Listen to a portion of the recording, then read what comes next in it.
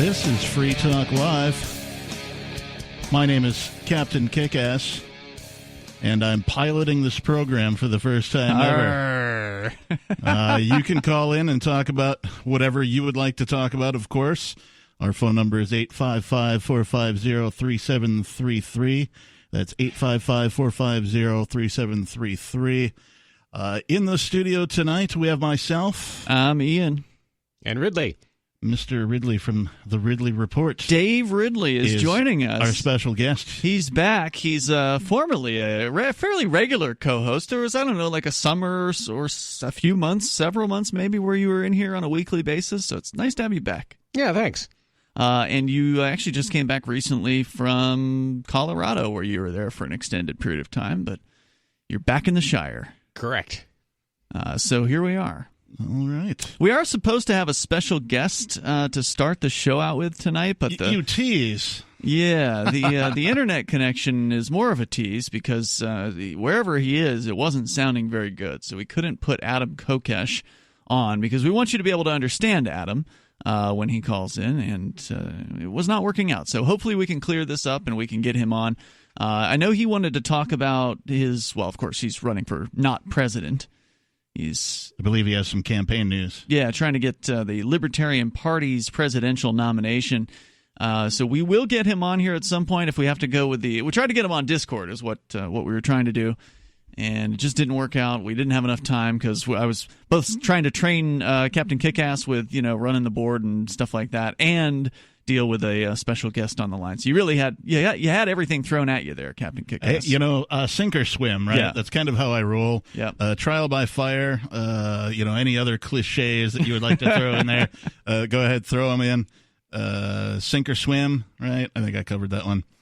There is a little bit of news surrounding the events. I heard nothing happened in Virginia today. I heard it was fairly uneventful. 22,000 attendees was the estimated number? Yeah, I saw a report. I don't remember what news outlet it was, but the same thing, 22,000 or so. Mm-hmm.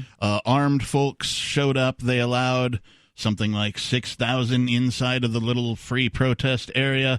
And they made everybody else stand outside the gated area. But then I saw some eyewitness reports that said it was no 22,000. It was closer to 100. And it was just, individuals on the social media saying that kind of thing. So I have trouble with large groups of people and trying to estimate sizes. Yeah, if it gets above 100 people or something like that, I have a difficult time.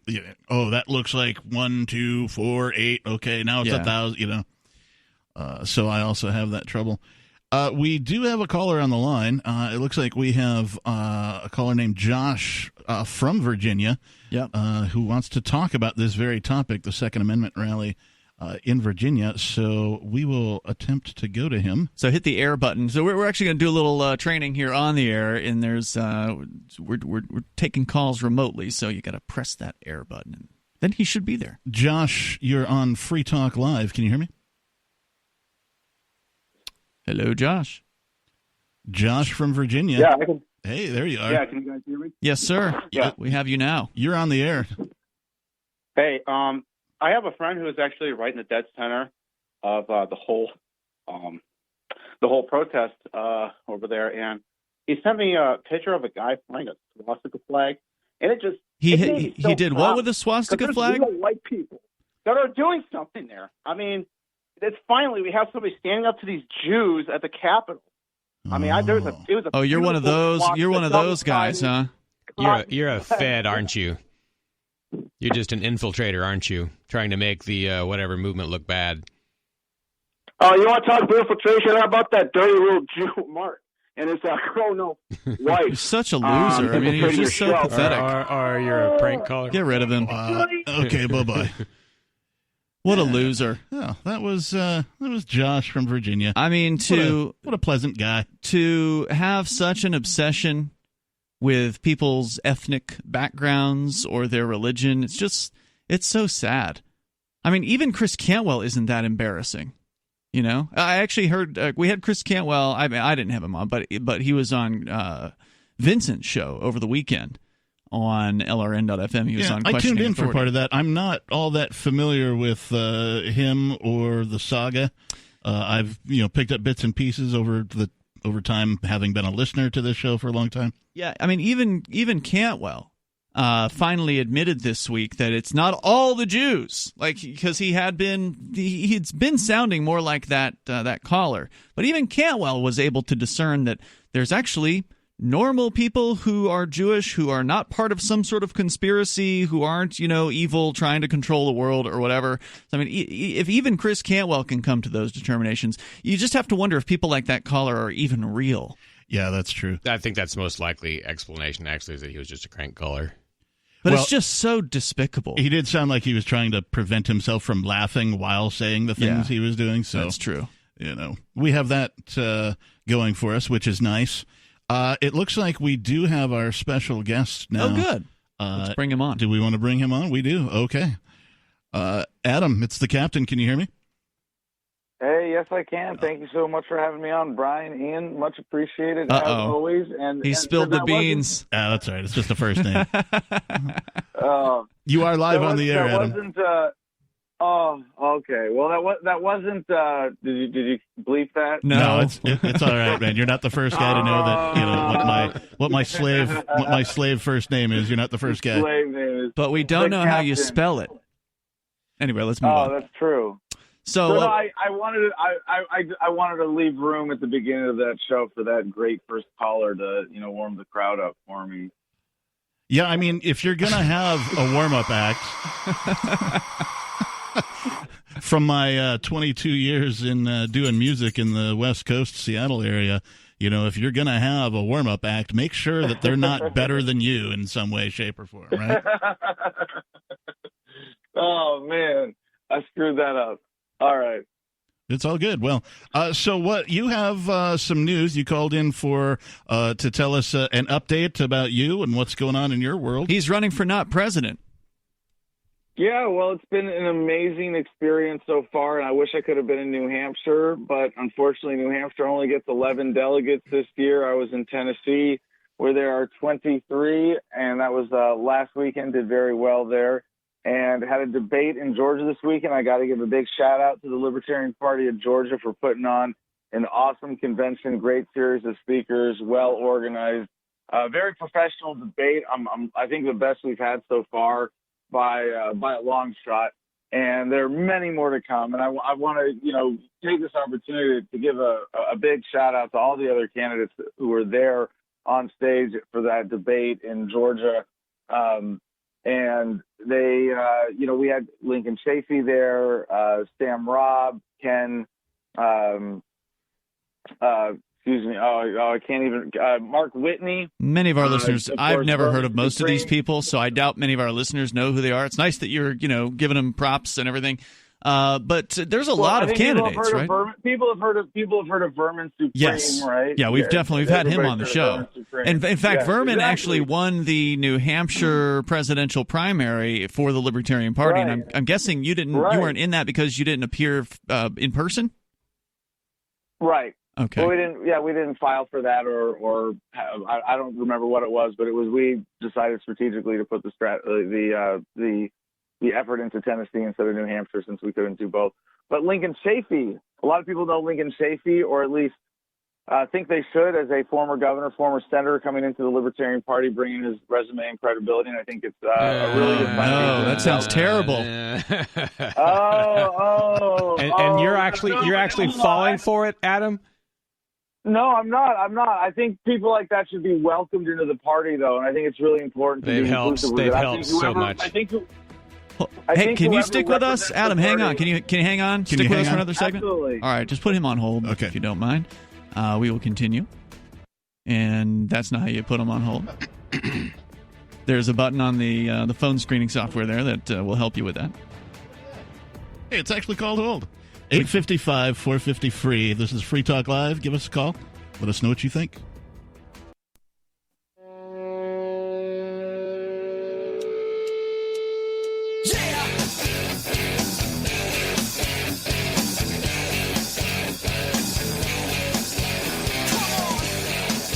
Free Talk Live. Call in and talk about whatever you want. You take control of the air if you so choose. Our number here is 855-450-FREE, like freedom. That's 855-450-3733. We started talking a little bit about the Virginia protests this evening. We introduced both of our guests that we have. We have Dave Ridley live in the studio, and I'm Captain Kickass. And I'm Ian.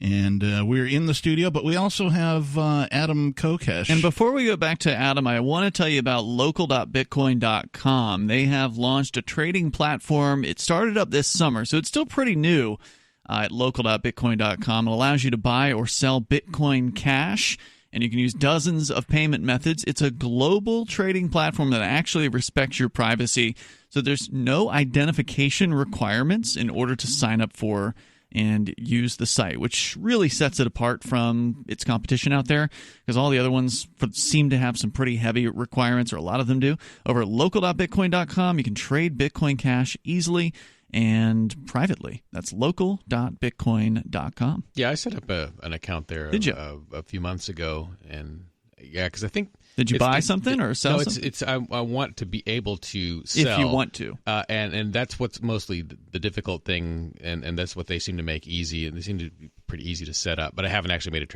I haven't made a serious transaction there yet. I have made a number of them. It's not it's still a new site. It works very, very well, but it definitely needs some more participation. Well, to me, I think it proved more than anything else to be the use case for Bitcoin Cash. That was the thing that I thought was interesting about it. Well, there's a lot of use cases for Bitcoin Cash. I just here in Keene for sure. I just tipped my bartendress tonight for my breakfast that I had before I came to the studio. I tipped her with Bitcoin Cash. It's easy. You can spend Bitcoin Cash in multiple places in New Hampshire.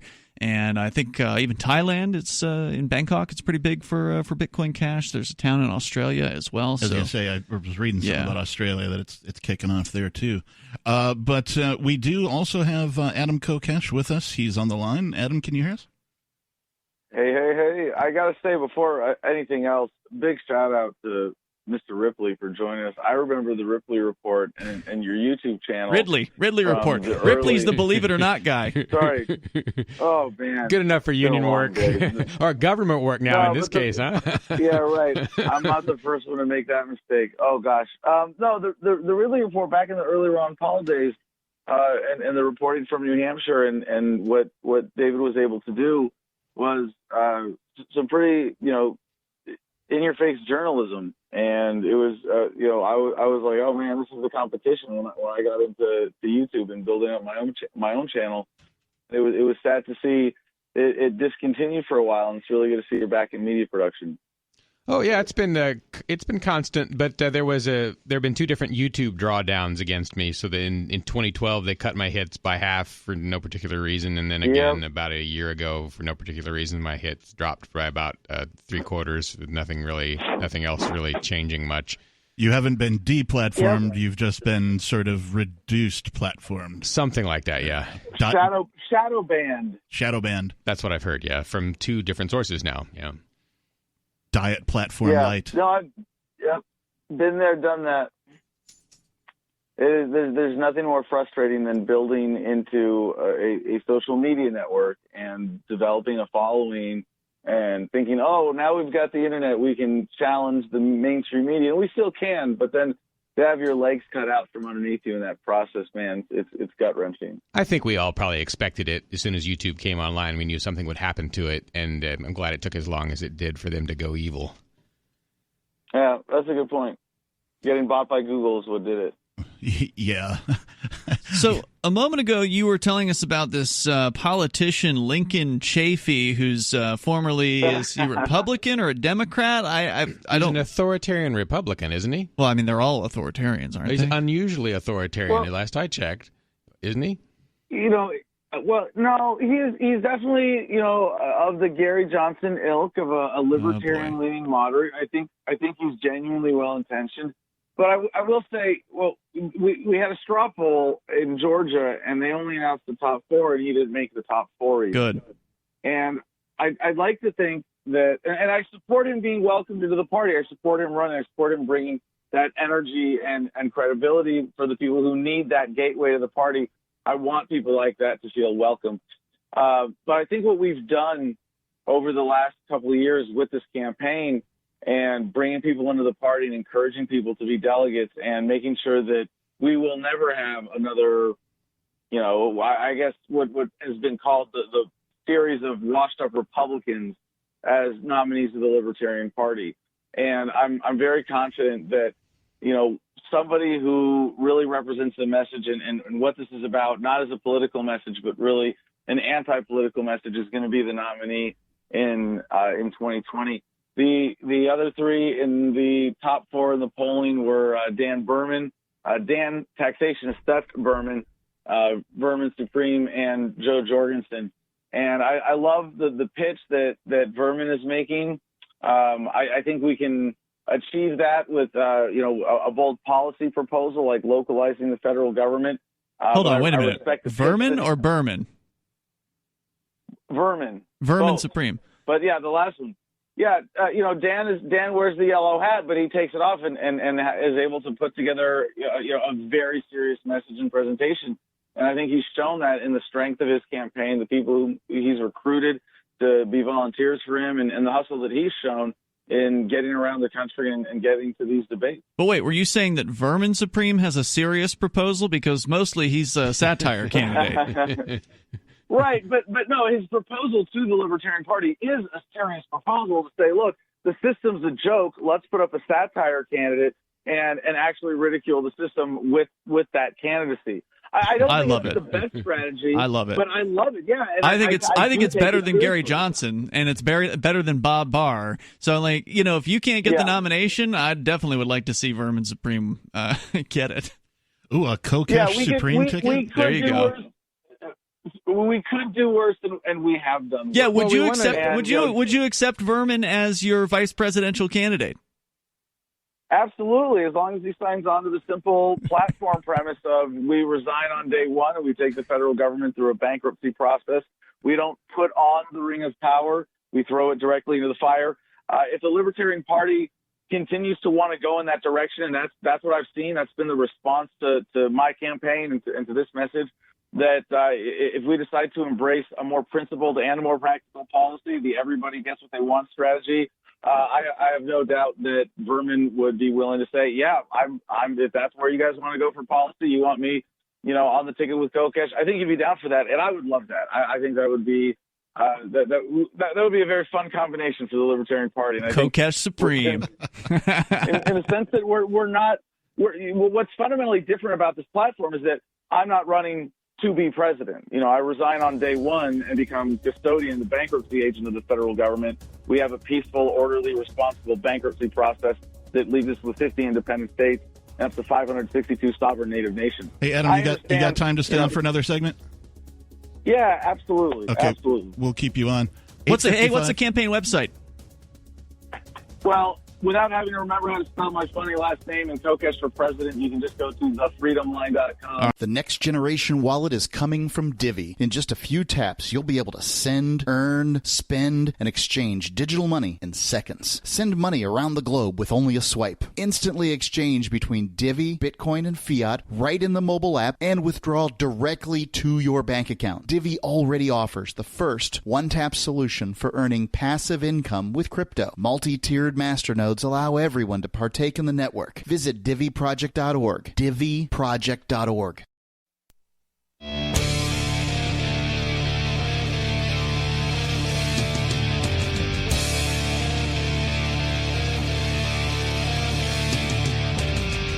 This is Free Talk Live.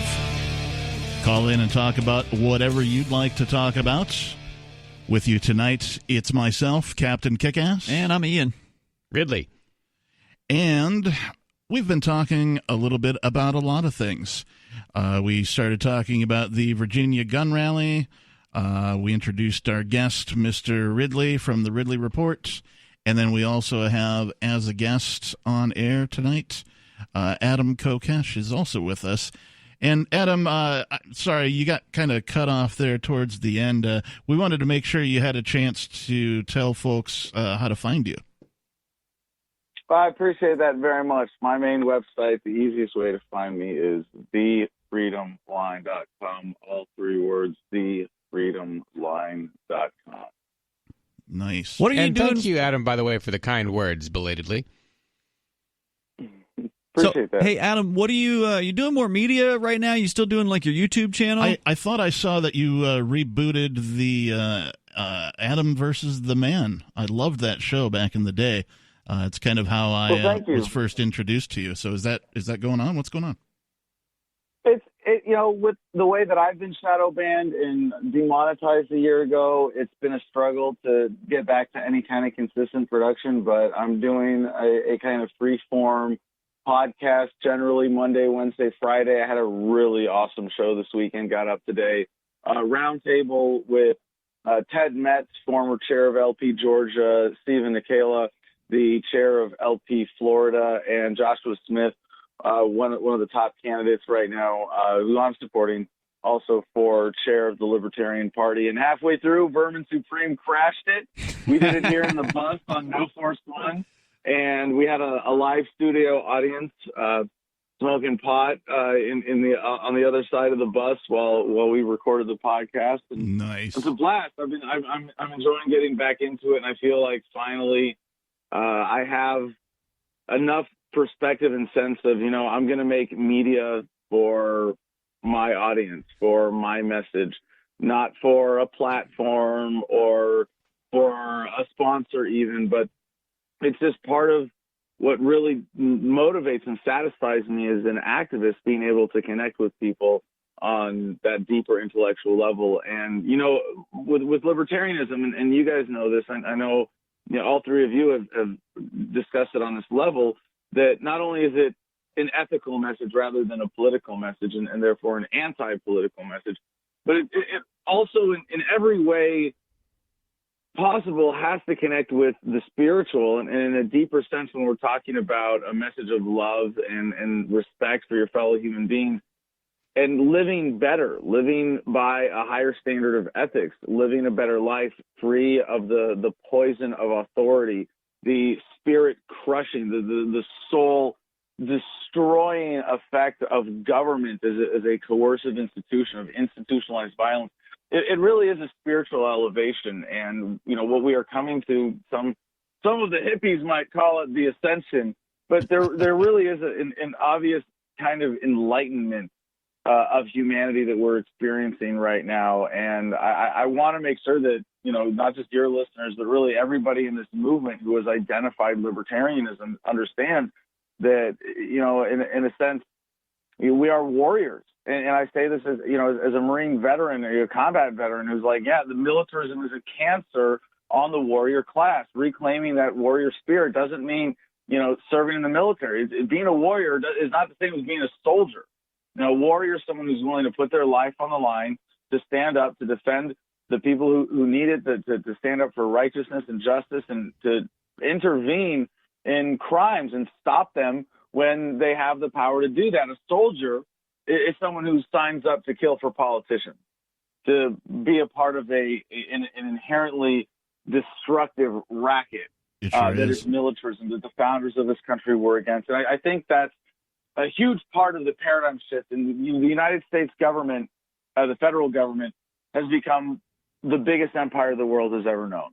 Yeah, it's so interesting because I bring that up to some of my, shall we say, less enlightened friends, that, in the eyes of everybody outside of the United States, we are the empire, if you look at it in the terms of Star Wars, right? Yeah. Like, and you can tell too, because even in Star Wars, the bad guys write themselves. Yeah, the bad guys always have the coolest stuff as far as when it comes to, toys of war and that kind of thing. And so that's exactly, where the federal government of the United States stands. And also, I wanted to mention, I appreciate your approach. I don't know anybody who's taken the time to get to know you that would say anything other than Adam comes at this from a perspective of love and a perspective of brotherhood. And so I give you all the credit in the world for having that perspective and bringing it, because it's so easy to get angry, right? You see all of the death and destruction and violence and coercion that is caused. It's just so easy to get angry. But coming at it from, a place of goodness, a place of heart, Hey, is Adam, the right perspective. Can we have you weigh in here? I mean, you spent some time living in Virginia for a few years, and it was a big topic on the air last night. There were 20-plus thousand people apparently in the Virginia Capitol today opposing the new gun laws that may be being put into place there. And I'm just wondering, what do you have to say about that from your perspective? I think it's an important step in the realization of freedom for America. And what I'm so excited about here is the element of localization that is so obvious in this with the fight over sanctuary counties.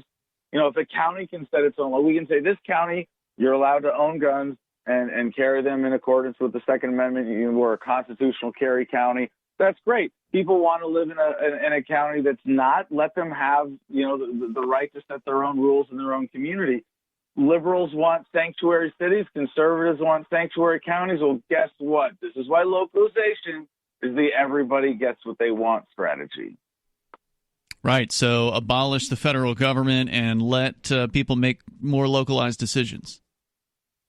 Well, really, getting rid of the federal government and getting rid of it is not unfair, but really localizing it, a lot of it gets apportioned, and we get to take back everything that's been stolen from us as individual Americans in the bankruptcy dissolution process. But that's only the first step in localization. What this leads to then is the further decentralization of government, which is a beautiful global trend. And we get rid of the state governments, we get it down to the county level, we see city-states break off, people are able to form new communities, to have a customized experience of governance or none at all if they so choose.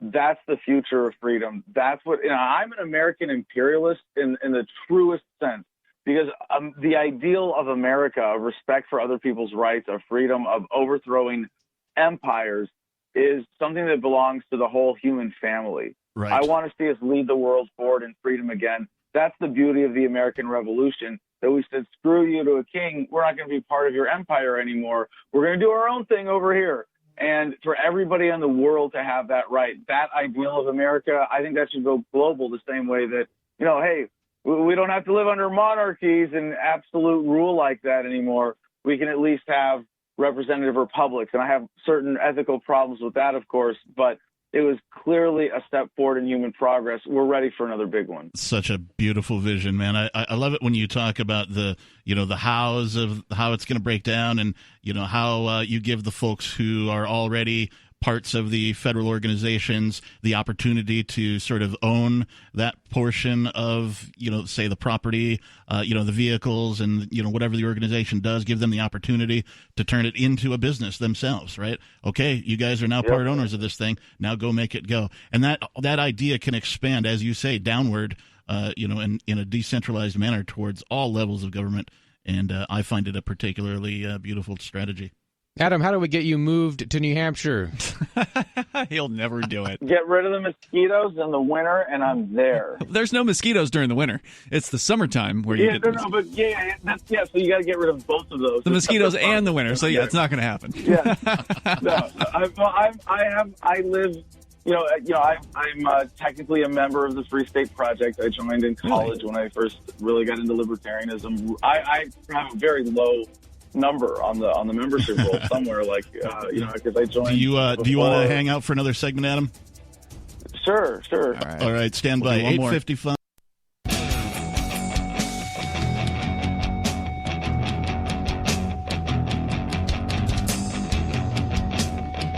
This is Free Talk Live.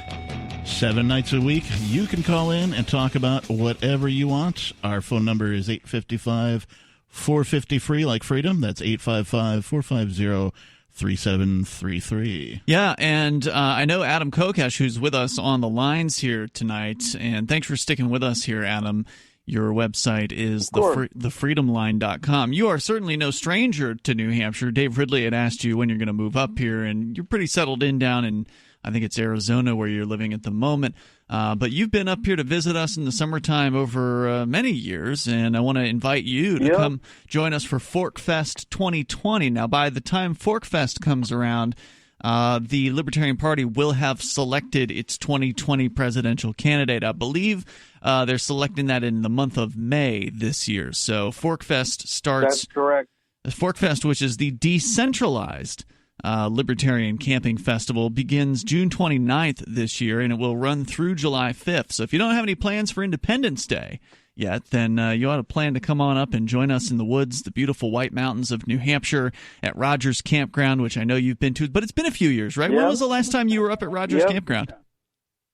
It's been a few years, and it was partly because of whatever the kerfuffle was between you and the organizers. I wanted to have your back in that. It was just like if you know they're gonna pull this crap with Ian, you know, I'm gonna step back. But if you're there and Forkfest is we've evolved past the origin to the next phase, and that is where you're going to be. I would love to be there, and as the nominee, I think that would be an awesome campaign. Well, whether you're the nominee at that point or not, we'd love to have you up there. And, of course, just to be clear, we're talking about Forkfest, which is not the Porcupine Freedom Festival. Right. Forkfest is the decentralized alternative where there's no organizers, there's no board of directors to make dumb decisions.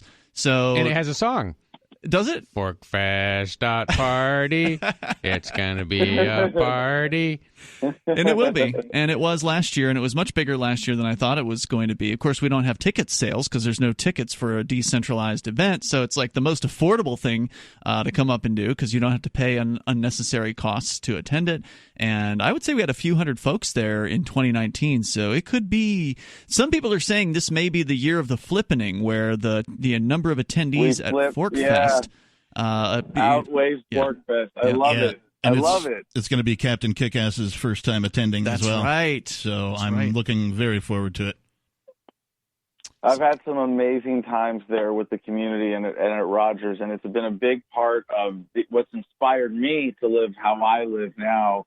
And I wish I could say I was a perfect agorist, but I do live as close to that ideal as possible on 10 acres off-grid in the mountains in Arizona, where the piece of land that we bought when we got it did not connect to any existing roads.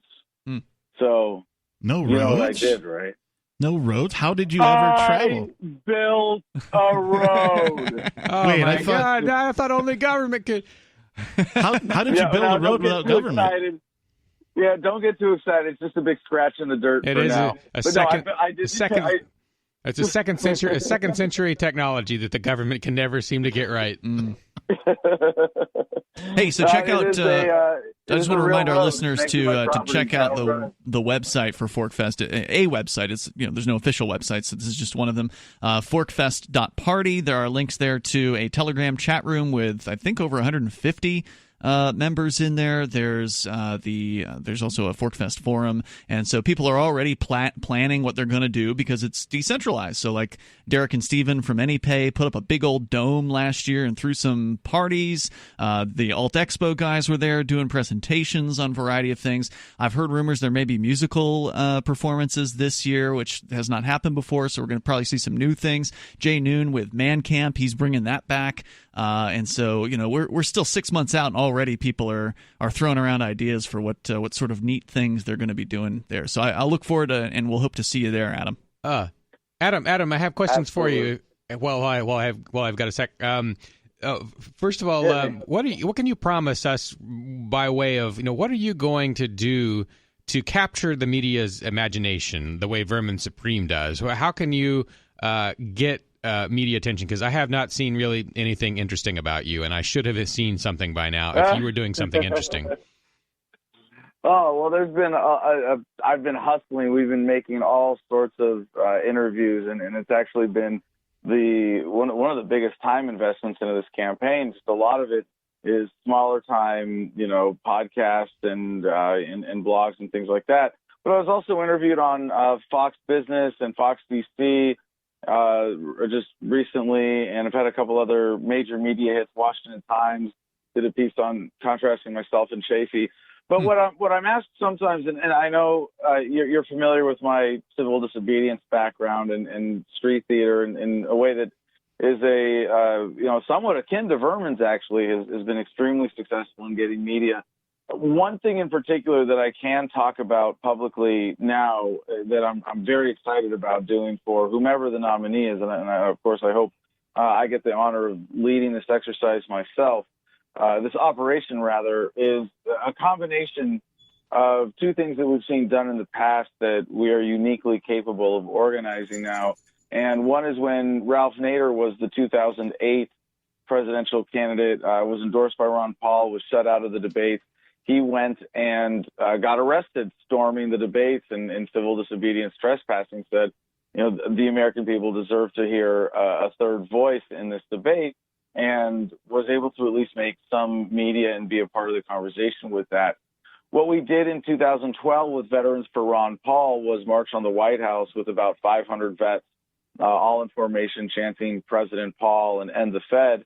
And I think for the people who need that gateway, I'm always reticent about playing the veterans card, because the fact that I was naive enough to join the military and volunteer to be a party to a war crime really shouldn't be giving me any kind of extra credibility. It shouldn't be, but if you got the card, you might as well play it, because it does play well. Meet people where they're at. Yeah, speak that language. If you can use that as a way in. So what I'm going to be doing is organizing a formation of, I hope we can get over 1,000 this time, veterans marching on the presidential debates, demanding that the Libertarian nominee be heard. And it's the message to the American people. We put our lives on the line because we thought we were fighting for your freedom. We want you to listen to this person.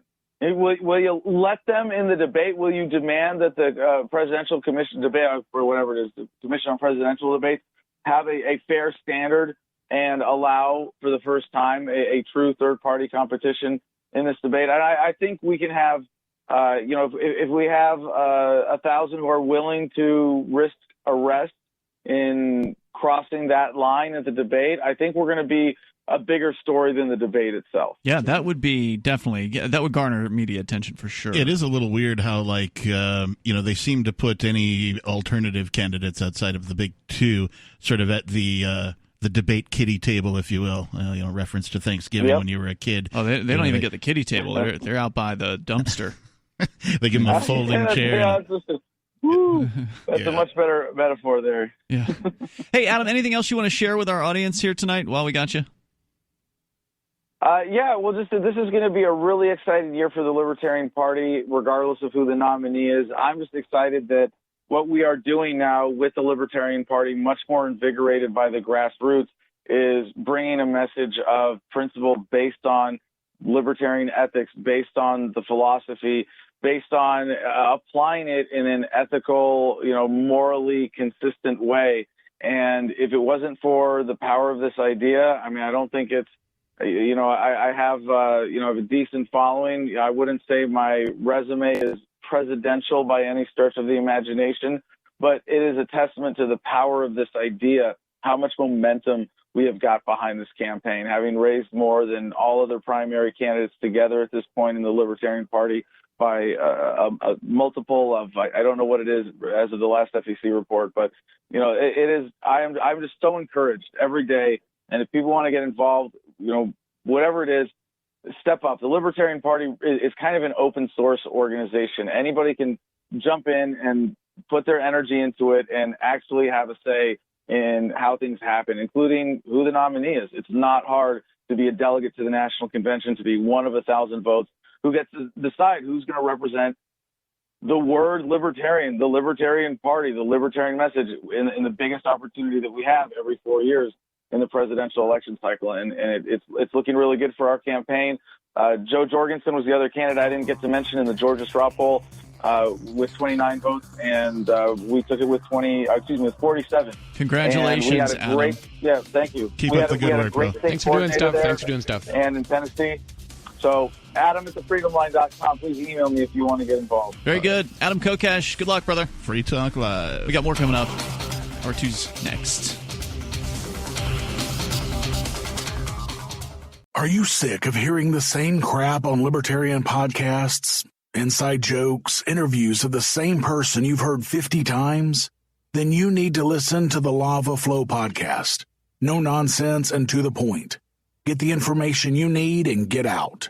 You won't hear the latest libertarian circle jerk news here, but instead hard-hitting anti-statist news with me, Roger Paxton, shooting from the lip. LAVA stands for Libertarian, Anarcho-Capitalist, Voluntarist, and Agrist.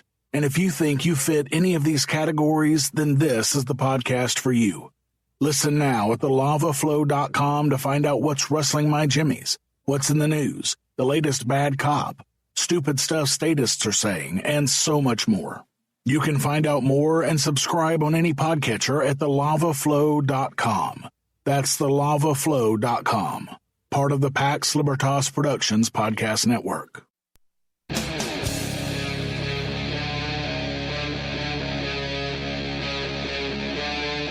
Free Talk Live. This is Free Talk Live. Call in and talk about whatever you want. Our toll-free number is 855-450-FREE, like freedom. That's 855-450-3733. We talked a little bit about, we mentioned the Virginia gun rally. I don't know that we ever actually spoke about it. We had our guest, Adam Kokesh, on, giving us an update on his campaign activities. And we also have a special guest in the studio. I am Captain Kickass, and hey, I'm here Ian. with me, it's Ian. And I'm Ridley. And Mr. Ridley. That's right. So I wanted to talk a little bit about the Virginia gun rally because nothing happened. And so no violence. That's no what we were talking happened. about earlier. Yeah, Something surely did happen. I wanted besides to the fact- point out, though, to our listeners that, over 22,000 armed people showed up to a single area and no violence ensued. So everybody that's afraid of people, open carrying or carrying all the time or concealed gun permit, all that kind of stuff, the folks who are afraid of people just carrying guns, it's completely unfounded because here we have an example of 22,000 people who showed up and no violence ensued. And the Tea Party was like that, too, to a large extent. And it was, I think it was probably generally less violent than Occupy, although both of those, I think, were helpful movements in a lot of ways. But the Tea Party was better armed, and I think was more orderly. Mm-hmm. We do have a caller who's been holding for quite some time. I'd like to go to him. Bob in New Hampshire, you are on Free Talk Live. Hi, I'd like to talk about the Trump-Iran situation. The what? The Trump-Iran situation? Nigger. You can't say that on the radio. So- LRN.FM. There you go. He waited, almost an hour for that? Yeah, like a good hour. We heard him more than he heard us. Well, that was exciting. So you were going to make a point about I'm sure a lot of different abuses happened at this event where police were trying to stop people from filming or trying to bark orders at them or threatening them or something. That sort of stuff. With that many activists there against the government, that probably happened 400 or 500 occasions during this event, and yet probably in most cases no one bothered to videotape it and put it on BitChute or Metacafe or on the internet or whatever. Right. I know one of the points that I make to folks, and it's a cliche point, but folks who blame guns for these mass shootings and all that kind of thing. The question I like to ask is, how come you never see a mass shooting at a gun show? There's a reason. There have been gun shows. There was one I was at where a gun went off, but it was not actually intentional. Right. But it was scary. I imagine so. Yeah, but that's got to be the exception, right? Yeah, it was definitely an exception. A gun can't necessarily stop violence, but it can turn a massacre into a shootout, which is you're better off with a shootout. Indeed. I believe we have a caller attempting to call on the Discord line. You'll want to click the name of the actual room, not the caller itself. Right here? Yep. There you go. Wesley, you are on Free Talk Live. And he may be muted on the board, so you'll want to check that too. Oh. We're training today on Free Talk Live. Captain Kickass, first time in the seats. There on the board, you'll want to unmute the Discord, which is right next to our microphones. There you go. Wesley, can you hear me now? Yes, I can. Hey, thanks for tolerating my training wheels today. You are live on the air. What's going on? Hey, is Dave really in the house? He certainly is. Hey, Wesley. Hey, Dave, I wanted to ask you, do you think it's okay to kill and eat animals? I think that's a great question, and I think it's questionable. I do it just a little bit. I am what you might call a reducitarian. Okay. What is that? Okay. What is a Well, reducitarian? Dave, what is a reducitarian? Oh, it'd be like a person who's similar to a vegetarian, but like someone who can't completely give up meat. They have to have just a little bit. You can't live without it. That's me. You have like a steak once a year or something? It's more like having a very small amount of meat with as many veggies as I can tolerate, as much peanuts as I can tolerate, and that tends to happen about every 2 days. Okay. So Don't a lot of these vegans and vegetarians look kind of sickly, like that they're not really, in good health or whatever? Isn't that kind of a thing? I don't know. I did know a guy who was completely vegan, and he and I were about the same size. Right? Really? Yeah. I'm a meat eater. Right? I'm a big boy. Right? Yeah. That kind of a thing. But this guy was completely vegan. Was he just pounding down potatoes or something? Well, how does that work? I think it was the carbs, right? So, all of that, potatoes and bread and, all versions of that. I see. So, because, it sort of limits your diet, right? If, that. And what's the least expensive foods that you can buy, right? Pasta, rice, potatoes, right? Those are all the least expensive foods. So, Wesley, did you have more questions for Dave? Yeah, I do. So I think that was a pretty good answer from Dave. I like the straightforward answers. But my second question is, if it's not too personal, of course you don't have to answer. But I'm just curious, how old are you? I have people in the Discord saying that you're 30. I'm like, is Dave 30? I don't. Oh no, I'm 53. Oh man, I think last time I checked, I was going to take a stab. I was going to go, you're 38. He's got the hair of a 30-year-old. Okay, well, that's all. Thank you for having me. All right, thanks, Wesley. Right, thanks for calling in, Wes. Now, I happen to know that Wes, I believe, is a vegan, so he's unusually interested in that particular topic. And I think that's really actually not something that's probably asked enough. It's only the second time anyone's ever brought that up with me. Because I was mentioning the non-aggression principle to someone once, and she asked me that, and I think that's a the non-aggression principle typically only applies to humans. The idea of not using violence or the threat of violence to try to influence people, basically, or try to get your way. Yeah. Some people would say that should apply to animals as well. Yeah, I think there's really a case to be made. I'm kind of like Thomas Jefferson with his slaves. He got addicted to slavery. He liked freedom, but he got addicted to slavery. And I think probably history will judge me harshly the way it judges, if it judges me at all. If it pays any attention to me, it will probably say, well, he ate meat. That's terrible. And I think they'll have a point. Yeah, I don't know if there's hypocrisy involved in being a meat eater or whatever, but I don't think there is, because I think the beasts will kill you if they have the chance, and they will eat you. Indeed, I just find barbecue meats, particularly smoked barbecue, to be way too delicious to give it up, to ever give up. Yeah. I can reduce, like you're saying, I could see that becoming a thing in my future, but oh man, I don't want your veggie bacon. Well, and the solution is what in so many things. It's not so much. God bless the vegans. I admire what they're doing, but the solution isn't necessarily telling humanity to sacrifice or to stop doing something. It's to move forward technologically, and they're making some progress with this sort of lab-grown meat and stuff like that. Right? Yeah, genetically, there's no suffering involved. So I really look forward to being able to eat that. Right? I eat all the alternatives I can think of right now. Yeah. I'm always open to more. If anyone wants to call in and make better suggestions on how to further reduce meat, I'll always listen. I don't think that.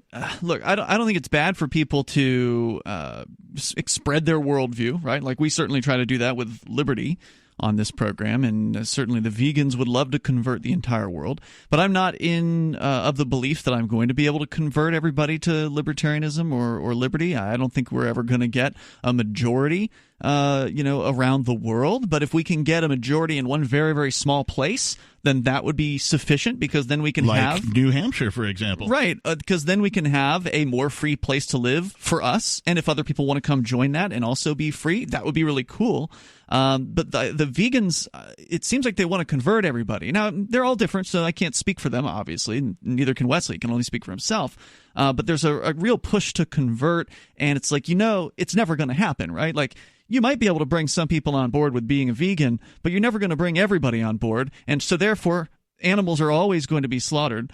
That's just always the way it's going to be. Maybe you can reduce the number of it over time, but I think that's really the best they could possibly hope for. The idea that you're going to convert everybody who likes meat to stop eating meat, it's just unrealistic. Yeah, I always say just do you and let everybody else do them. And, if you have a good argument for it, present it when asked. 855-450-FREE is our number. Call in and talk about whatever you like. We are Free Talk Live, and you can find us at freetalklive.com.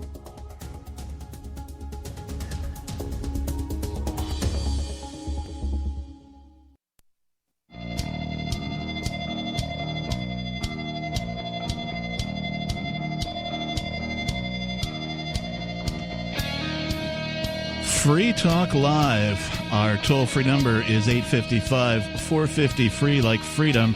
That's 855-450-3733.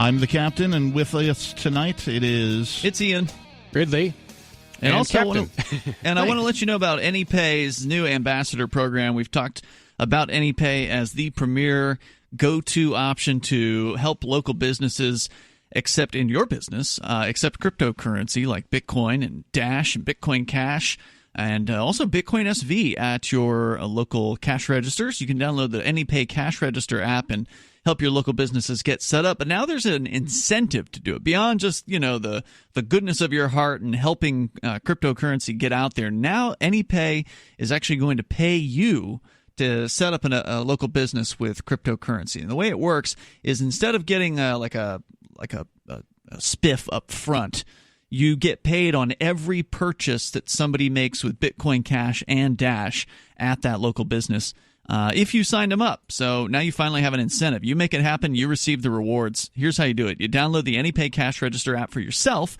and add your own cryptocurrency wallet addresses to your version of AnyPay. Then install AnyPay at a real-life business and tell them you did it at anypayinc.com. That's anypayinc.com.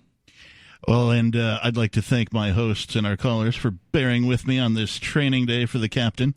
If you've ever had a first day on the job, I'm sure you can identify with all the things that go on with that. But, there's no better way to do it than I'm rocking the boat because Yeah. I'm a rock and roll kind of guy, but I haven't capsized, so let's hope it continues to go well. If I've done everything... You've had 2 crank callers, too. I have. It's been a challenging day. An in-studio guest, an external guest calling in. Yeah, really everything. And we have yet another guest, and if I've done everything correctly, I believe we have Mark Edge on the line. Mark? Edge calling from the U.S. Mariana Islands. There he is. Mark, what's going on? I'm just calling in to tell you about some things I found out about property ownership here. You guys were talking about moving Liberty folks to one place, and I think that I've been kind of scouting out Mariana Islands for that exactly. And I'd say that, there's a pretty good argument. It's the freest place in the United States. Really? Do tell. Yeah, before you get into it, I'm just curious. Dave Ridley, are you aware of this at all, this Mariana Crypto Frontier thing that's been going on? Well, I've been following Blue Frontiers and the Seasteaders, and they were trying to set something up in the French Polynesia area. This is different. Yeah, this is not seasteading. This is actually on an island. So seasteaders are the people that want to create platforms out in the water and live supposedly more free on the platforms. Unfortunately, the first time outside of the borders of statist countries. Yeah, unfortunately, the first time they tried it, they got raided by the nearby statist country, and their platforms were destroyed, and the warrant was placed for their arrest, and they had to escape from the with possible death penalty, if I recall, the jurisdiction. Mm-hmm. So this is a bit of a different approach. Mark, do you want to sum it up for our listeners and for Dave Ridley on what drew you down there? This is a U.S. territory as opposed to its own unique country. And basically it's really low population, and that low population has been not interested. It's the most Republican area in the United States, except their Republicans are kind of different. They don't like guns, they like weed, so it's the best thing I can tell is I haven't found too many places that I would call it tyrannical. I would call it inefficient and corrupt, but all governments are corrupt, and this one, probably is really no different. You've been there since Thursday? The 17th. I don't know what day. I've lost track of the days. Yeah. All right. So what were you calling to share tonight specifically? What have you discovered? You said about property ownership? Probably the one thing that is, that why a liberty-oriented person wouldn't want to move to the Mariana Islands is you can't own property. The longest you can get is a 55-year lease, which is pretty long, right? You and I, we're probably not going to live much longer than 55 years. Who do you lease it from? What's that? Whom do you lease the property from? The person who had it the last time. So natives can own it. People that are called NMD, so Native Mariana, Northern Mariana descent or Native Mariana descent, one of those two, and they can own property.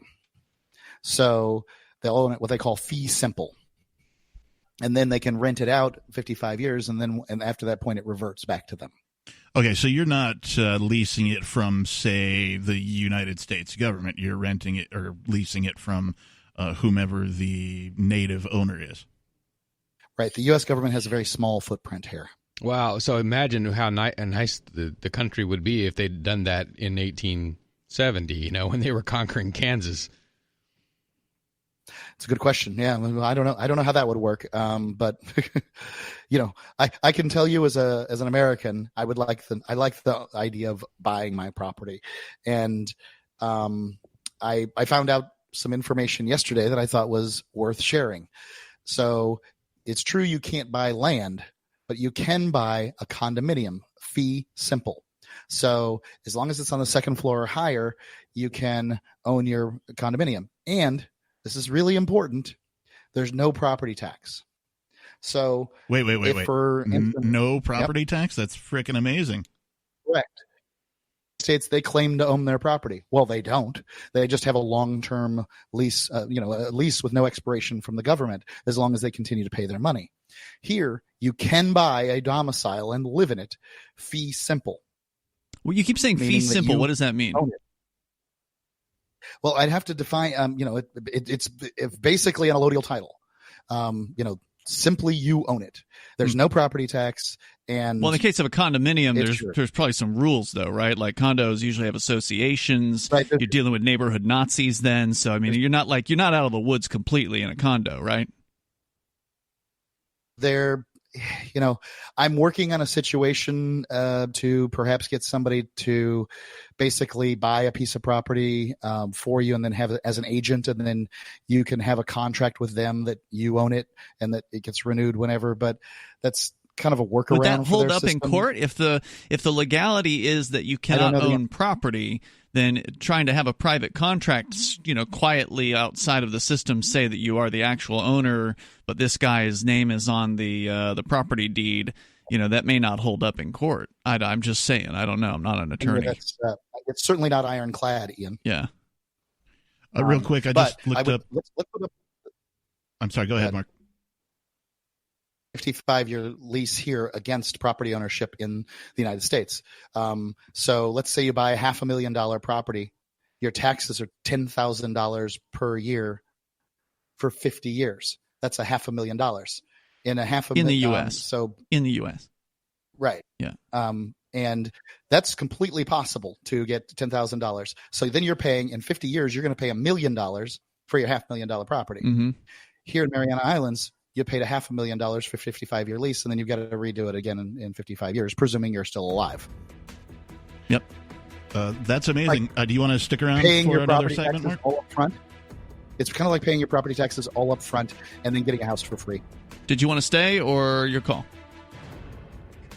I'm good. Thanks. Okay. Hey, thanks for the call, Mark. Thanks for calling, Mark. 855-450-FREE is the number if you want to call. He's learning stuff. You can talk about whatever you like at freetalklive.com. Have you heard of LibertyCon? LibertyCon is not only a convention with great speakers like Whole Foods CEO and co-founder John Mackey and Nobel Prize winner Vernon Smith, but it's also unique because you get a chance to network with more than 70 pro-liberty organizations, one-on-one for the purpose of career advancement, business, and internship opportunities. Visit LibertyCon.com and use code FTL for a $10 discount on your registration. Learn more at LibertyCon.com.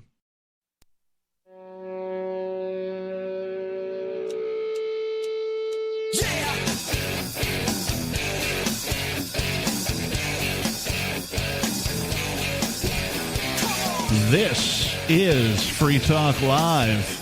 I am hosting this evening, and my name is Captain Kickass, but with us tonight, I'm Ian. And Ridley. And you can call and talk about whatever you like. We are going to talk a little bit about something very personal to Mr. Ridley, and that's band Ridley's band. Well, censorship, I guess, is a personal crusade of mine, or anti-censorship. I guess I think of the First Amendment as being the most important one, if any of those imperial amendments are of any value at all. I'm very anti-censorship, but First, before we do that, I do want to tell you about the next generation wallet coming from Divvy. In a few taps, you'll be able to spend, earn, store, and exchange digital money in seconds. Divvy says you'll be able to send money around the globe in only a swipe and instantly exchange between Divvy, Bitcoin, and fiat currencies like the dollar in the mobile app and withdraw directly to your bank account. There's no need to wait, though, because Divvy already offers the first one-tap solution for earning passive income with their multi-tiered masternodes, allowing anyone to earn by supporting the Divvy network. When the new Divvy wallet launches, because of Divvy's relationship with Western Union, Divvy will be in 200 countries, including the United States. You can learn more at divvyproject.org. That's divvyproject.org. Just to sort of close the loop on Mark's call, I did look up fee simple, and fee simple means it's probably the most common form of ownership when it comes to residential real estate that buyers are familiar with. So when he's saying fee simple, he's just saying in the most common and usual way, allodial title style. Right, so if you have cash... But that's not common at all, because you don't get allodial title in the United States. Allodial title is the title, as I understand it. Now, I'm not an expert on this, but from what I think Jay Noon has explained, it is the king's title, basically. Like, if you have allodial title... Right. So perhaps it's not allodial title. We'll have to get some clarification on that. But what he was saying was that in the Marianas, there's no property taxes, so therefore... he feels like if you could own property, that you would actually own the property. And in the case of I'm losing the name of it, the thing that he said you could own, starts with a C. Condominium, thank you. In the case of the condominium, you would actually have some ownership of that, as opposed to just being a glorified renter, having to pay property taxes to the government. But in that case, of course, you're probably paying rent to the condominium association, would be my guess. Well, and so that's closing the loop on that, and we're going to talk about Ridley O's being banned in a minute. But we have a caller who's been holding who wants to give us an update about the Ed and Elaine Brown situation. These are the tax freedom advocates who have been sadly in a prison cell for the last more than a decade now for not paying federal income tax, and they may be being released soon. Well, we're going to find out. Robert, you're on Free Talk Live. Can you hear us? Yeah, hey, you're doing a fantastic job, Captain. Just keep doing it, and you'll get there. Thanks, you're doing fantastic. Thanks. You want to give us an update about Ed and Elaine? Go ahead. Yeah, I wanted to ask Dave Ridley if he could give us an update on our friends Ed and Elaine Brown. I may not know that much more than you, Robert. I got an email from... I guess what I'd call a Brown sympathizer named Keith Champagne, who was involved in 2007. I don't know if he was actually ever on the property, but I think he came to New Hampshire from another place in the Northeast, kind kind of as an activist related to that situation, if I recall. I mean, I know the part that I know is I did interview him in New Hampshire, and he wasn't from New Hampshire, and he was here partly because of the Browns, I think. You went to their house like we did, right? Back when they had their so-called standoff between the federal government and Ed and Elaine? Correct. I was there, I think, twice for a total of about 48 hours. I don't know if we went with you at one point. I don't recall. I remember seeing you there. Yeah. And then they also had a party that they threw. Were you at the big party that they threw up there where they had bands and there was probably a couple hundred people there? No, mostly what I did was I went to the area and then just demonstrated on street corners by myself. Right. I, had a free. I can't remember what my sign said, but I was pretty prominent with my Gadsden flag and stuff like that. So I didn't actually spend most of the time at their house. I was at a motel part of the time, and then at street corners most of the time. Because I figured I wouldn't count that much at the house, but I'd count on the street corners. Well, the news was, and we reported on this recently a couple of times, that a couple of the charges, or some of the charges that they were convicted of. So they had there was the tax, not paying your income tax kind of charges, or not filing, or whatever those charges were. But then there was also resisting with violence or some sort of weapons resistance charge. I don't have it in front of me right now. But those charges ended up becoming found unconstitutional by the Supreme Court. Those charges themselves were essentially nullified. And so because those charges are now gone, basically, they're unconstitutional to charge people with those things now. So retroactively, they're now going back and saying, well, all these people, so Ed and Elaine Brown and also a couple of their associates who were also on the property and arrested similarly, even though they weren't the tax freedom people, they were sort of friends with Ed and Elaine, and they were kind of on their team, basically, and so they arrested them. All of these people are having their sort of a resentencing hearing coming up toward the very end of this month, and the belief is that, well, they've already been in jail for more than a decade at this point, and the worst of the charges are now being thrown out, so all they really have left is the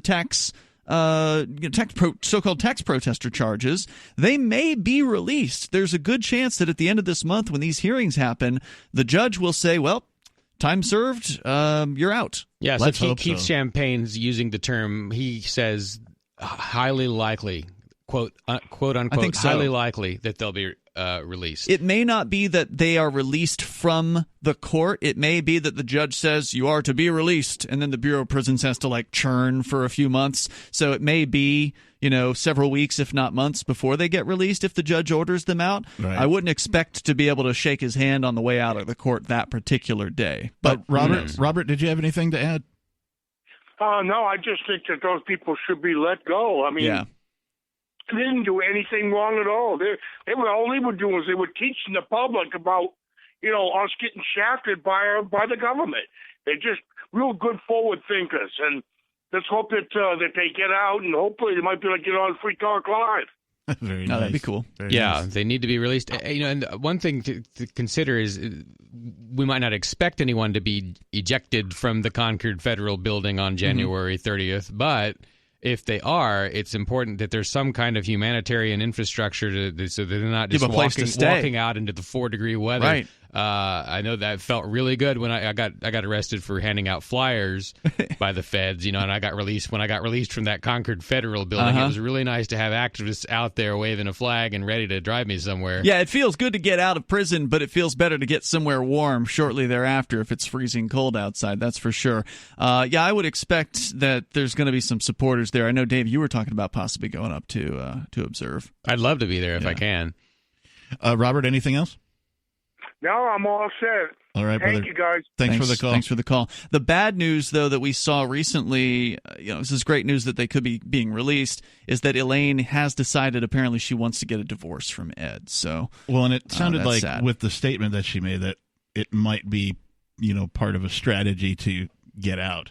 It could be. Certainly it's not uncommon for people to throw their loved ones under the bus when it comes to federal sentencing if they think that it's going to save their own skin, and that may be a factor in her decision. But either way, I mean, there was, nobody was harmed. There was no violence. No, there wasn't. That kind of thing. I mean, there were federal agents who are willing to shoot people. Right. that were there. So, I mean, there was definitely the threat of violence. There was a little bit of harm inflicted, actually. Lauren Canario was arrested, a Free Stater. That's right. She wasn't held for very long. And they didn't charge her with anything. They just wanted her out of their hair, right? I think she didn't want to leave the jail cell, and they had to force her out or something. But then there was also an incident where, in fairness, one of the Brown activists did cause an injury, I guess a traffic accident.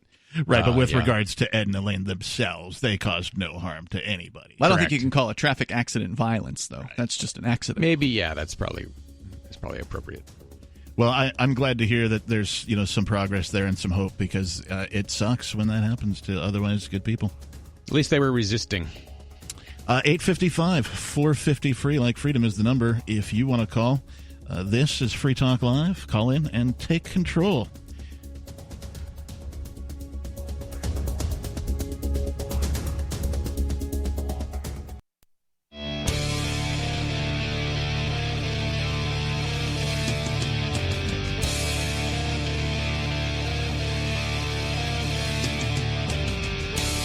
This is Free Talk Live.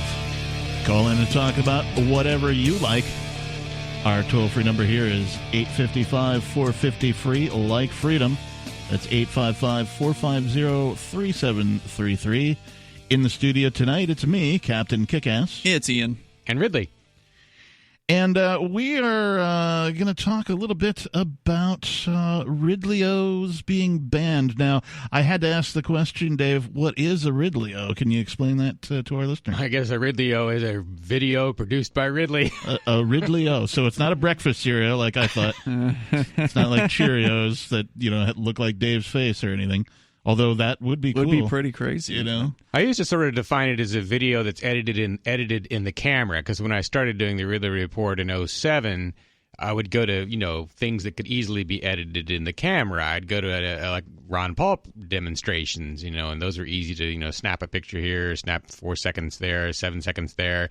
Meaning you didn't go back to an editing bay afterwards and spend any time moving clips around or anything like that. Just a little bit. Oh, really? Yeah. Okay. But then technology changed, and that got more difficult to do. Not how technology sometimes makes things worse, not better. So over the time, I guess a Ridley-O has come to be redefined as ambush interviews of politicians and bureaucrats, which is probably a more useful way to use the camera anyway. Well, I got to say, I'm excited to have you get back into that. You've been doing a little more street theater recently. You've donned a hat, you've donned a costume.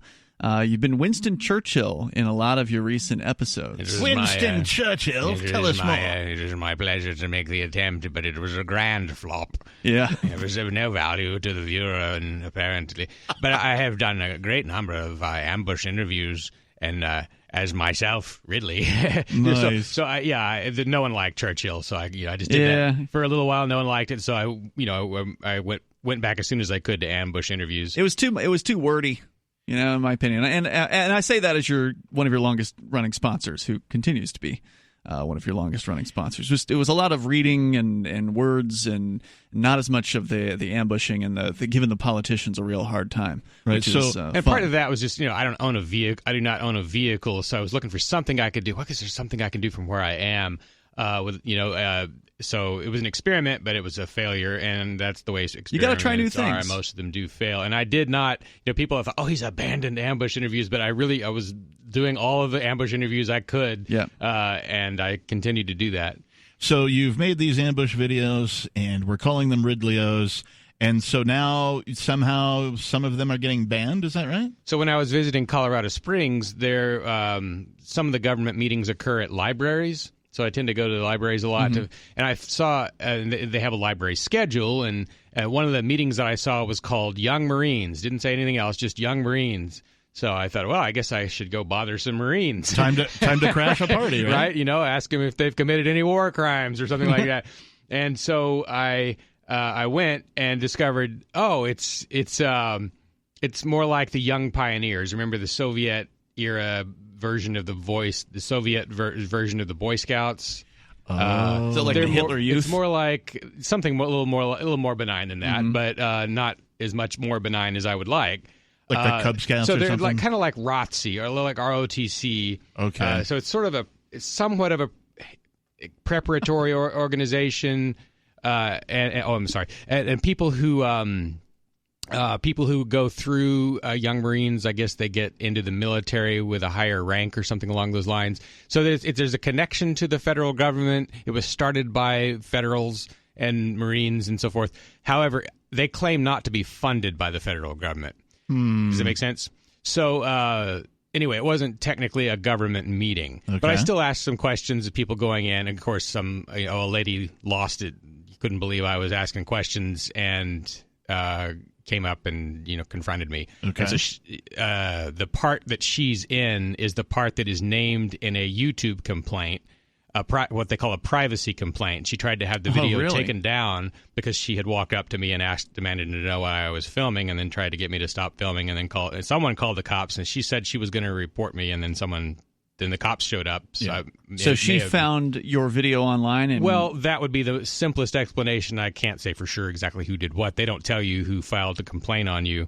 But this was in a library, right? This is in a public government library. Yeah. However, a person walked by who I thought might be a Marine right at the beginning before I knew what was going on.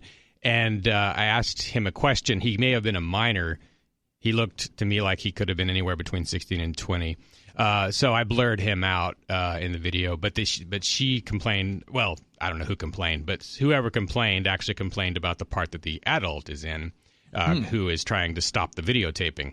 And so anyway, for the first time since 2014, YouTube sided with a privacy complaint against me and deleted the video. Oh, man. That's shocking. So it's if you just search paramilitary mom versus camera, you can find it on BitChute and Metacafe, and I put it on Facebook. And so some of the other media places are carrying it's just no longer available on YouTube.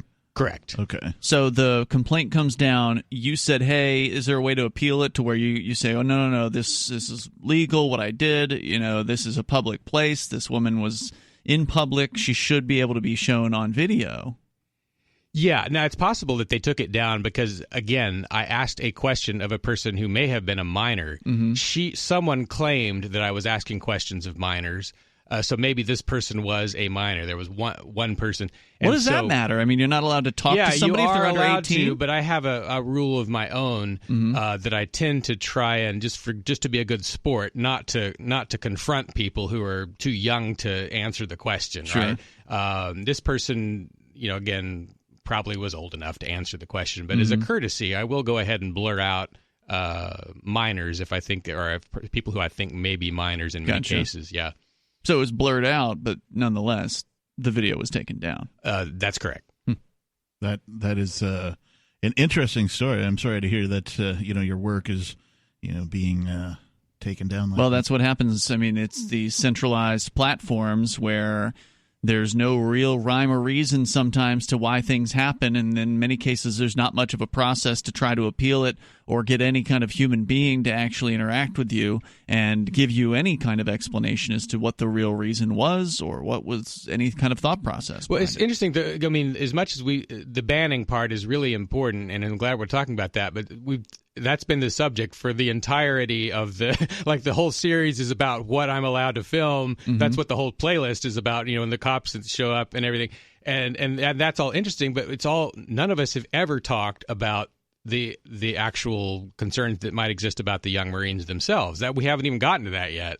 And I think it's useful to, if I'd known more, I probably would have asked more about, so is it a good idea to be using children as so what they do, I guess they provide sort of PR support for the military, and they will show up at military events and wave flags and stuff like that, and I don't know exactly how organized they are. Is it good to be using minors for something like that? If we're so concerned about them being maybe asked a question, maybe, I don't know, we should also be concerned about them working for an institution that tortures people and doing it for free. Yeah, I'm curious if there's similar organizations for each of the armed forces. Is there like a little Navy and a little Army, kind of thing? Junior, what was the name of this organization? Young Marines. Is there a Young Navy and a Young Army, organization that's similar to that? Yeah. And how prevalent is this? Yeah, it's not that prevalent. Most people have never heard it. And like I said, I just thought it was the Marines, right? And just 20-year-olds who are in the Marines is what I was expecting to see. And the other thing to think about is that it slips my mind. Go ahead. No, I'm just amazed at what a downturn YouTube has taken since its purchase by Google. I mean, one of probably the greatest and most open platforms for communication, giving everybody with a camera a voice, and how it has sort of become now, just sort of Big Brother, right? Yeah. And I realize that they're a private entity, right? They're a private company, they're a private business. They can do whatever they want with their platform. I understand that. I just think it sucks.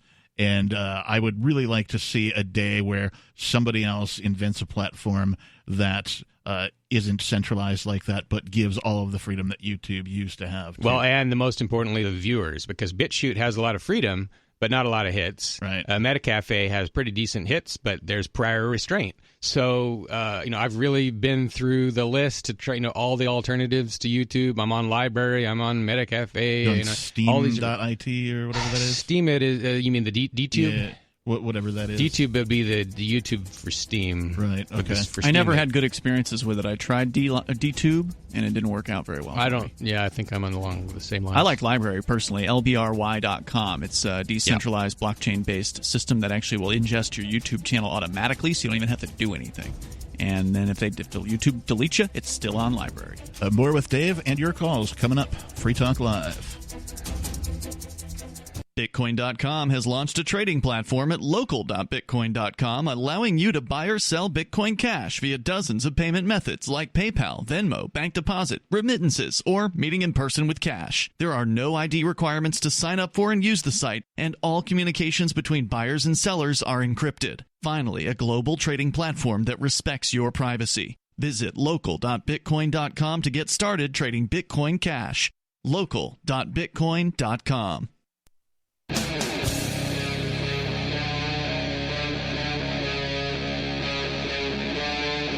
Free Talk Live. He took the words right out of my mouth. It is Free Talk Live. And you can join us here in the studio. Our toll-free number is 855-450-3733. And tonight it's me, the captain. And it's Ian. And Ridley. And we teased a little bit that we were going to take your calls. We've had a gentleman waiting patiently named Jake. It looks like he's in Ohio, perhaps. Jake, are you with us? You're on Free Talk Live. Hello, guys. Hey, Jake. How you doing? What do you want to talk about? I was at the Virginia NRA protest. You were? About that. Yeah, it was really cold. I heard about that, yeah. Yeah, it's. I think it turned out pretty good, and I just don't like how the governor is taking away people's rights. I'm a strong advocate for the Second Amendment, and my group that I'm currently a member supports the Second Amendment as well too. Well, that's awesome. Now, did you go armed or unarmed? I went unarmed because I just didn't want to risk the international. I'm kind of unfamiliar of transporting your firearm across state lines because it's like a loophole. I just don't know yet. Okay, our screener here says that. Are you calling from Ohio? Is that right? Well, I am from there, but yeah. Okay, so did you travel from Ohio down to Virginia just to go to this, or? Yeah. Nice. There's my group, the NSM88.org, also supports that group, that event too for the Second Amendment. And what is that? The NSM88.org supports the Second Amendment. And what is that group? It's a National Socialist organization. So it's Nazis, is what you're saying? No, I wouldn't really call it Nazis. I would say it's more of the right-wing, patriot. That's kind of what the Nazis called themselves before everyone else started calling them Nazis. Well, they're the German, National Socialists. So what is it that your National Socialist goals are? Well, anti-communism, support of the Constitution for all peoples, and racial segregation. Just got to kind of, at the end there, kind of added as a footnote, racial segregation. Yeah, so you're, would you describe yourself as a white supremacist? No, white supremacists would identify as like they feel superior of everyone that's not of their race. Mm-hmm. I would say more of a white separatist that prefers just to stick to their own. There is a difference between the two. It's a very important difference. No, I'm not being serious. I'm not being sarcastic. There actually is. I mean, if all you want to do is separate yourself, then you're not hurting anybody. Well, if you're a supremacist, then you're hurting somebody. Well, probably. I don't know. I mean, just because you're a supremacist doesn't mean you're hurting somebody. It just means you have, kind of despicable views. But usually the reason why people want to be separated is likely because they are afraid of other people, or usually because they believe they're superior. So you don't believe you're superior to other races of people. You just want to be away from them. Why is that? Well, I mean, it's natural instinct for people's races to be with their own. Is it though? Because we see plenty of race mixing out there, and that seems pretty natural too. So how do you know what's natural? I don't know if that's really natural because it's been pushed in schools for people to think that. You think it's schools that make somebody attracted to another human being? No, I just think that the hip hop culture has been promoted so much that it's they hip think hop it's cool. culture. So it's because of rap music is why a white woman might be attracted to a black man, or a black woman might be attracted to a white man, or an Asian person might be attracted to a black person. Well, I don't know how you so just changed the subject, or we're talking. Well, no, about you were the one who NRA. called in to promote your separatist movement. No, well, yeah. So but I'm we're going to talking ask you about questions about it. Look, I got to say, I appreciate you not dropping the the F-bomb on the air, so we can actually ask you questions. Me and Mark had talks before, so I know better not to cuss on your guys' show. Okay, well that's good because I've got questions I want to know. So on one hand, you said you thought it was natural, but then in the next moment, you said it was hip hop culture that did this. It's natural for your own race. Let's pretend that we're black. We're more inclined to prefer to stick to a black woman. So I'm assuming you're white. I'm white. My first preference of dating would be a white woman, and I would never be with anyone that's not white. Okay, so what about Asians? You would completely say no to Asians? That's a whole different race. Mm-hmm. So they kind of look white, though. So it doesn't have to do with the color of their skin. It has more to do with what? You don't like the slanty eyes, or what is it about Asians that you're against? They're not of the white race. I just don't want to date them. What does it mean to be of the white race? Does somebody have to be 100% European? It is a European descent. It's like hazel eyes, green eyes, like sky blue eyes, blonde hair, light brown hair. I mean, there is Italians with black hair, but that doesn't mean that you're not white. So are you able to tell somebody is white simply by looking at them, or do you need to have a DNA test done? Well, I mean, I disbelieve of the DNA test because if we had one guy that had multiple from different companies, and a lot of them, of every single DNA test that was done, they weren't the same. Everything was random. So I don't really consider it as a reliable source to check where your heritage comes from. Random, huh? Okay, well, that wasn't my experience with DNA tests. Go ahead, Captain. I wanted to ask Jake. So I've found myself attracted to many different races as far as the opposite sex is concerned. I really find myself attracted to somebody with a tanner skin, and the jet black hair just really does it for me. Also, I've dated a couple of Asian girls, but in addition, I've also dated some white women. So. How does the natural as you say white folks are attracted or want to be with that? How do you explain my attraction to these other races of women? Well, like I said too, is it's mainly that you're more inclined to prefer to date your own race, but if you grew up not thinking that it's all right, then most likely you're probably going to date outside your race. And a lot of people that grew up that way, they don't think that. Okay, well, I grew up in an incredibly racist household. Probably one where any other race except the white race was frowned upon. While I was growing up, none of that occurred, right? As in high school, I wasn't, dating, any other race. There was no other race in the small town that I grew up in. You were in Wisconsin. Correct. Small town. So that wasn't available. But I went and I spread my wings in the world, and I traveled a little bit, and I, got to see other cultures and expose myself to other places. And so, again, if what you're saying is true, how do you explain my experience?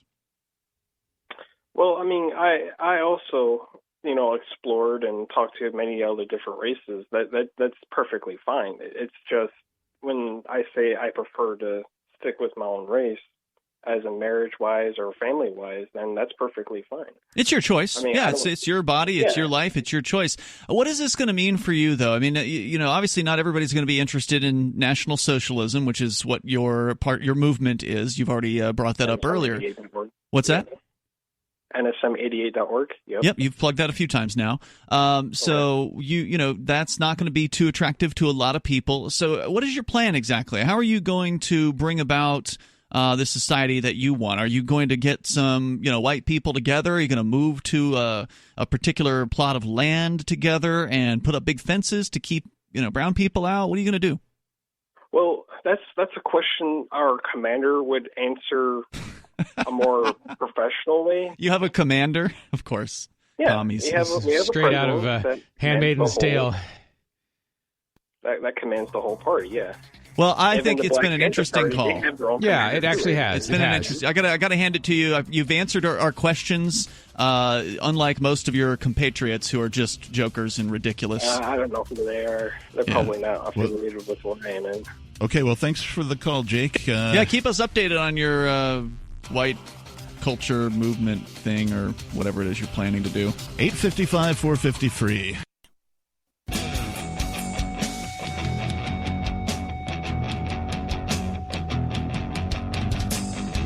Hey, we're the monkeys. No, I'm just kidding. Well, sort of. Well, all right. Human beings are barely just not apes. This is true. I am Captain Kickass, and this is Free Talk Live. With you tonight, it's me, Andy, and Ridley. And you can call in and talk about whatever you would like to talk about. I want to say those Nazis need to get a better web designer. My God, this is a god-awful, just terrible 1997 style website. It's even got the flashing logos, not logos, but like the GIFs, the animated GIFs. They've got the arrows or whatever. Awful, the arrows that are like bouncing. It says new. It just looks terrible. One thing though to keep in mind whenever you're talking to these kinds of people is when was the last time you were ever hurt by someone like that, right? You were hurt yesterday by the government. They taxed you. But when was the last time you were hurt by a National Socialist? It's never happened to me. It would. Well, I mean, when's the last time you saw one in real life? If I were black, maybe it would have happened to me. And it's a different experience for black people. But still. But when's the last time you saw one in real life? I mean, these people are so inconsequential; they barely even exist. That's part of the reason why they do. I mean, they can't even find a webmaster worth half a. Yeah. I did get into a fight with some skinheads in a mall once. Really? 1989. Yeah. Were you the same? Did you have no hair? No, I had hair at the time, yeah. That was why, you're not allowed to. Okay. Yeah. I didn't shave my head until, of course, the hair started leaving me. So I was just like, well, I'm just going to finish it off, right? It takes no courage. Nick takes no courage to be against National Socialists. What counts is the courage that you show against the big powers, the ones that you're not allowed to criticize. It is interesting, talking about the way a person looks. Sort of the prejudgments that people make on you when you do shave your head, regardless of your race or whatever, but particularly as a white guy, and then growing the giant goatee, right? We've had callers, go, "Oh, Harley guy," right? You know what I mean? Yeah. And I don't own a Harley. I've ridden a motorcycle a few times in my life, but I don't own one, and I'm probably not going to own another one. I don't see it in my future. I would entertain maybe a trike, something like that. You know, I think I'd look badass on a trike, right? But yeah. Anyway, we do have some callers on hold. Looks like we've got Justin in Salt Lake, Utah, watching us on YouTube. Justin, you're on Free Talk Live. Yeah, you know that today is Martin Luther King Jr. today, and on this day... That's very rude. Didn't this guy call in earlier? Sounds like the same guy that called earlier. Get rid of him. Okay, get rid of him. And Justin is gone. Yeah, the board op hit the dump button for some reason. I don't know if he said something that... he was certainly spouting racist things, so we will... rude. Yeah, I mean, if you don't have Free anything, Talk Live. I'm sorry. Yeah, well, it is Free Talk Live, but if all you've got is to call in and call somebody a name, an insulting name, you don't have anything to talk about. You don't have anything intelligent to say. So we're interested in having a conversation here. The idea isn't to just let somebody call in and shout racial epithets. That's not conversation. That's not interesting. You can't have a conversation with somebody like that. Yeah, I have a pretty low tolerance of it. I didn't hear that guy say anything like radio offensive, but I guess that must be why we're getting so many calls. It's because it's Dr. King's. I don't know about that. Or... They've been these people have been calling on and off, mostly on over the last several weeks on Free Talk Live. It's just they don't have anything else to do, and Free Talk Live is open phones, so we will let anybody call in who can dial a phone number. Well, that being said, we have another caller, Patrick. Who is listening on DLive, apparently. Patrick, you're on Free Talk Live. Hey, boys. How are you? Hi, Patrick. Hey, thanks for taking my call. Indeed. It can only get better from that last one, so go ahead. Yeah, I know. I feel bad for that fellow that identified as a white nationalist. Man, that's a bad look, fella. Oh, no, he said he was a separatist, right? Or did he say nationalist? Well, yeah. National Socialist. Whatever he said national socialist. I probably agree with him a lot, but I disagree with the way that he presented himself. It's stupid and wrong. Anyway, I don't want to talk about any of that. I just want to talk about tech censorship. Have you guys looked into that? Tech censorship? You mean like what happened with Dave Ridley where his video was taken down off YouTube? Yeah, I mean, like what's going on with Twitter? I mean, I don't know. Hey, all I'm saying is that it seems to me that there's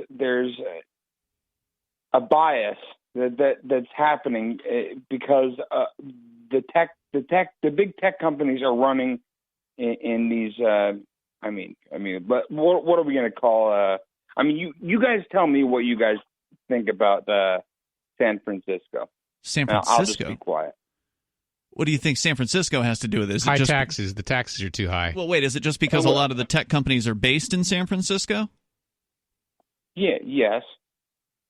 Okay. I mean, San Francisco is an expensive place to live. It's California. The rent there is ridiculous. The government regulations and oppression is also pretty excessive in that particular place. I don't know if that has anything to do with the people, the companies and the behavior of those companies there. I'm not sure if there's a connection. Yeah, I think, and you tell me if this plays to your point, Patrick, but I think that, in modern times, these technology companies, particularly the media companies, have replaced publishers. So it used to be that, if you were a publisher, at least according to the law, you would have, some sort of secure rights and, to get your thing published when, somebody else, wouldn't otherwise publish it. But with these tech companies and media, they are private entities. They're not publicly owned in any way, shape, or form. There's very few laws. Yeah.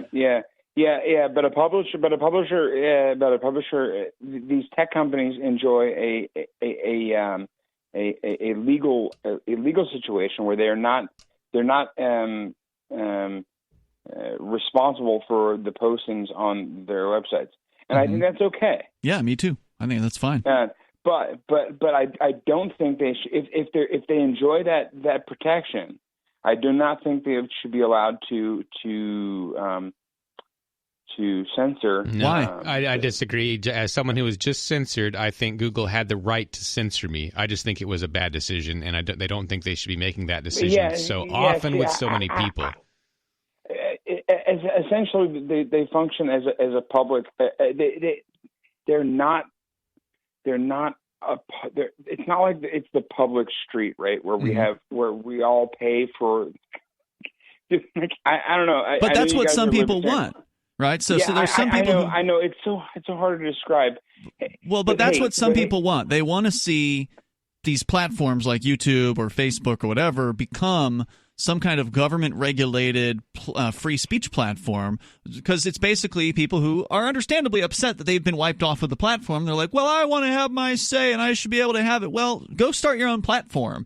It's not that hard to go out and It's not. Hold on. Can I stop you there? Well, before you do that, it's not that hard to go out and spin up a WordPress blog and be able to put whatever content you want there. If you want, we can hang on to Patrick because it's an interesting discussion. So hang on, Patrick. I don't mean to be rude. No. Just put him on hold. We'll come back here. Hold on the line, Patrick. In moments. 855-450-FREE. Call in and talk about whatever you want. Free Talk Live.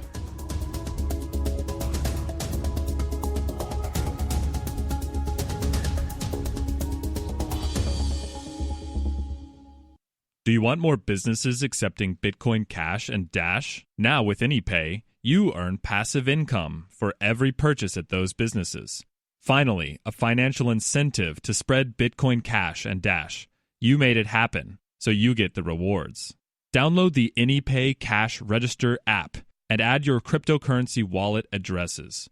Then install it at a real-life business and tell us what you did at anypayinc.com. anypayinc.com.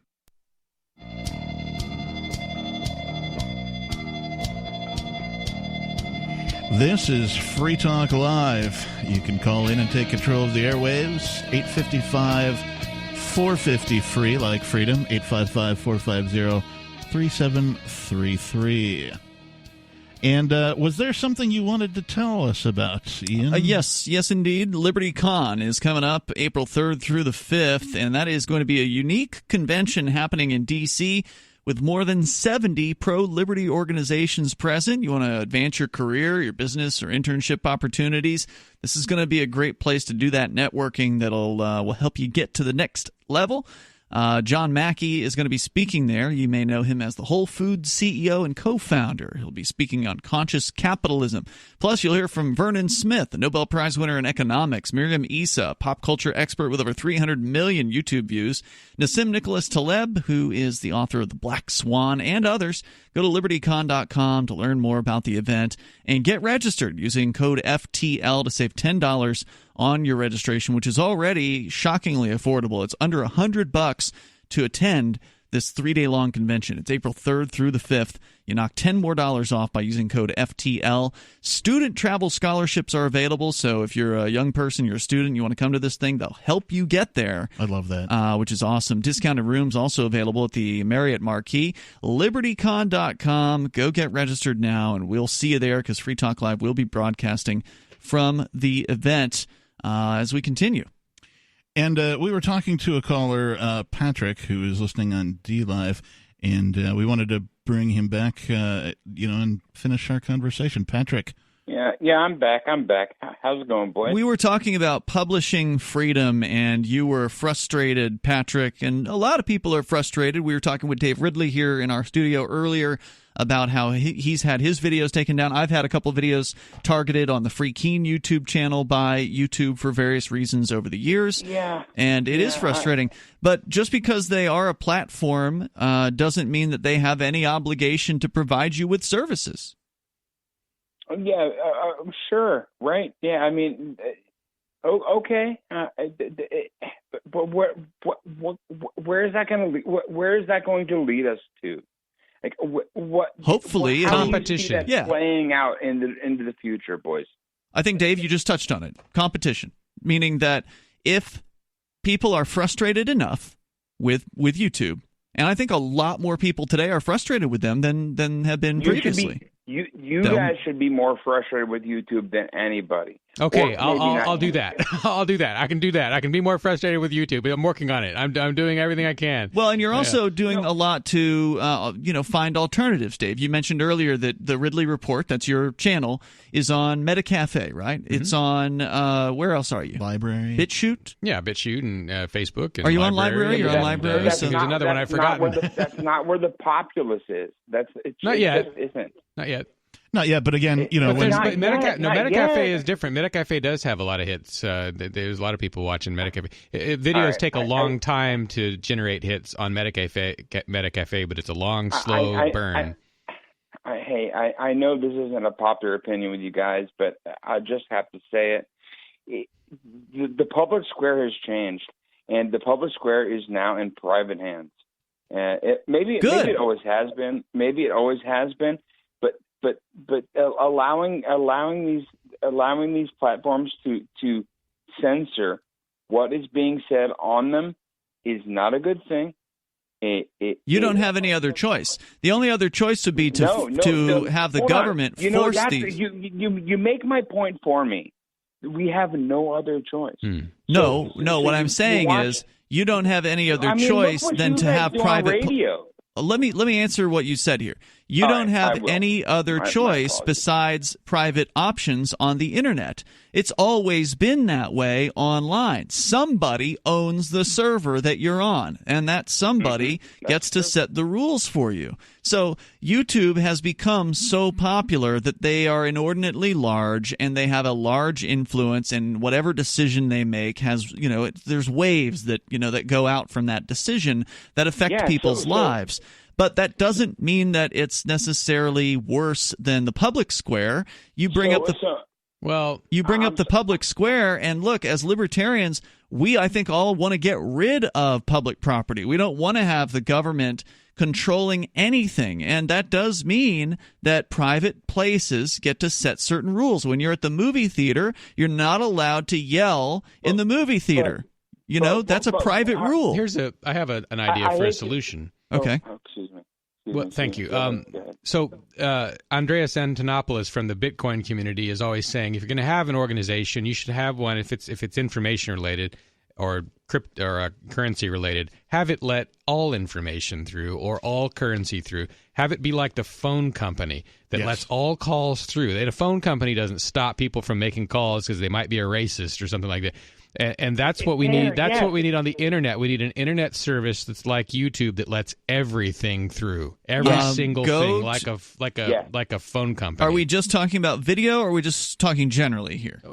Well, video would be probably the most important, but other venues would be important because too. We have it, right? Like you use Library, lbry.com. That allows absolutely everything through. Anything can go up on Library. May I say something? Yes, sir. Hey, I totally agree. I understand that there needs to be, like, we can't have YouTube where it's porn and gore and all this, but political speech should be free. Then create a website. The way to punish the porn and gore people if they're doing something wrong, like child porn people, is to get them, not to go after the video, but to get the person that's doing it and do it without taxpayer expense. I just believe that YouTube should be allowed to, I don't know. Forced I understand or allowed? I don't own it. I get it. I totally do. But right, because if you want the only solution to the only solution to YouTube not doing what you want it. Sorry, the only solution that you could have besides competition would be to force YouTube to do something against their will through government mandate. Is that what you're advocating? But YouTube has, and I know you guys don't like this, but they have a monopoly. No, they do not. Yes, they do. No, Dave Ridley. I think it would be considered a monopoly under U.S. law for what that's worth. They might be the biggest fish in the ocean, but they're not the only video provider. Fish in the ocean. No, that's not true. Not anymore. Let's be Thank you for the call, man. I appreciate it, but that's just not true. I mean, Dave just gave us 5 other alternatives that you can use. Just because they don't have the same market share doesn't mean they're not. Just because YouTube has the largest market share doesn't mean they're a monopoly. It's just you got to understand what a monopoly is. A monopoly is the only choice, meaning there is nowhere else that you can put a video on the internet. And that is not true. Not only can you put it on... I like Canada Dry ginger ale. Yeah. Right. Not only can you put your video on these other video sharing platforms like Dave is talking about, whether they be centralized or decentralized, they both exist, but you can also host your own video on your own server. That's a fact. Our co-host on Friday nights, Chris Wade, he's the guy behind Freedom Decrypted, which is the liberty-oriented tech show that's on weekends. He runs thinkpenguin.com. He is into tech independence. That's what he does. And so when he's broadcasting his show it's a video feed, 1080p, high resolution, good video quality. That's all coming from his server. He's not using Twitch. Right. He's not using DLive or any of these other YouTube streaming platforms. He's exclusively doing his own sort of roll your own streaming option. So that's out there too. Right. But back to your point about the monopoly, like just because, there's somebody out there that's the big fish doesn't mean that they're a monopoly. That's right. And, for all the caterwauling about YouTube, if you're not willing to compete, then you can either keep complaining or advocate for the government to force YouTube to do something. And I'm hoping that's not what he wanted to hear happen. He wasn't really clear about that, because if you then have the government come in there and say, well, everyone has to be allowed here with the exception of the things the government doesn't want, of course, because there will be certain exceptions to that, then you're entering into a real scary territory where the government then is regulating internet content in a way that it never has before. Well, and then you do have a monopoly because the government owns it and treats it as a public entity, and That's then you right. have what occurred with Ma Bell back before the breakups. Yeah, very scary. What do you think about tech? What was the phrase he used? Censorship, tech censorship. Give us a call. Let us know your thoughts. More calls coming up. Free Talk Live, 855-450 free.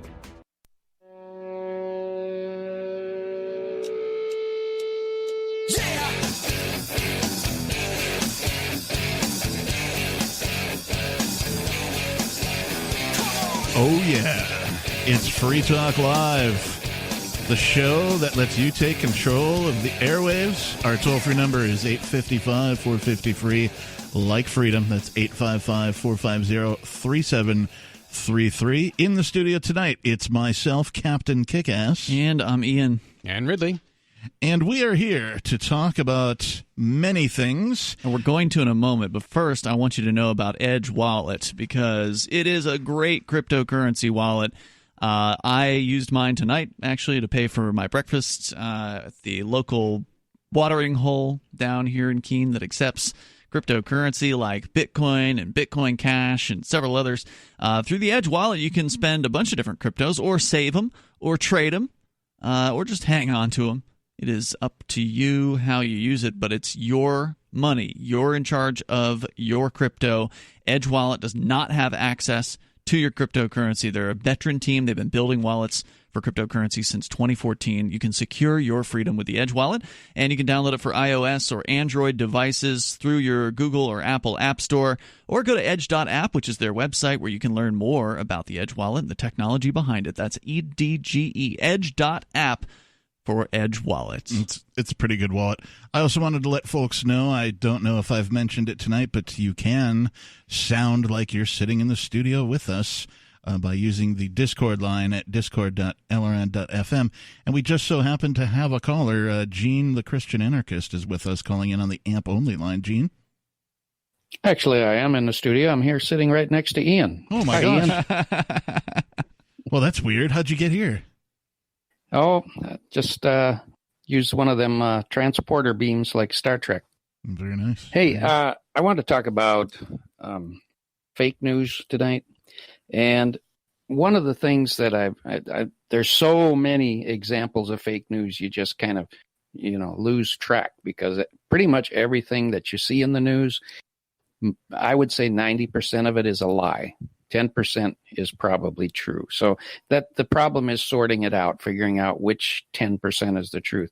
But there's a big push going around in the last couple years about personal drones. They don't want you to have a personal drone, and everybody's scared of these drones. And now they've had this fake news going around about these drones flying all over Colorado and running grids at nighttime and doing all kinds of stuff.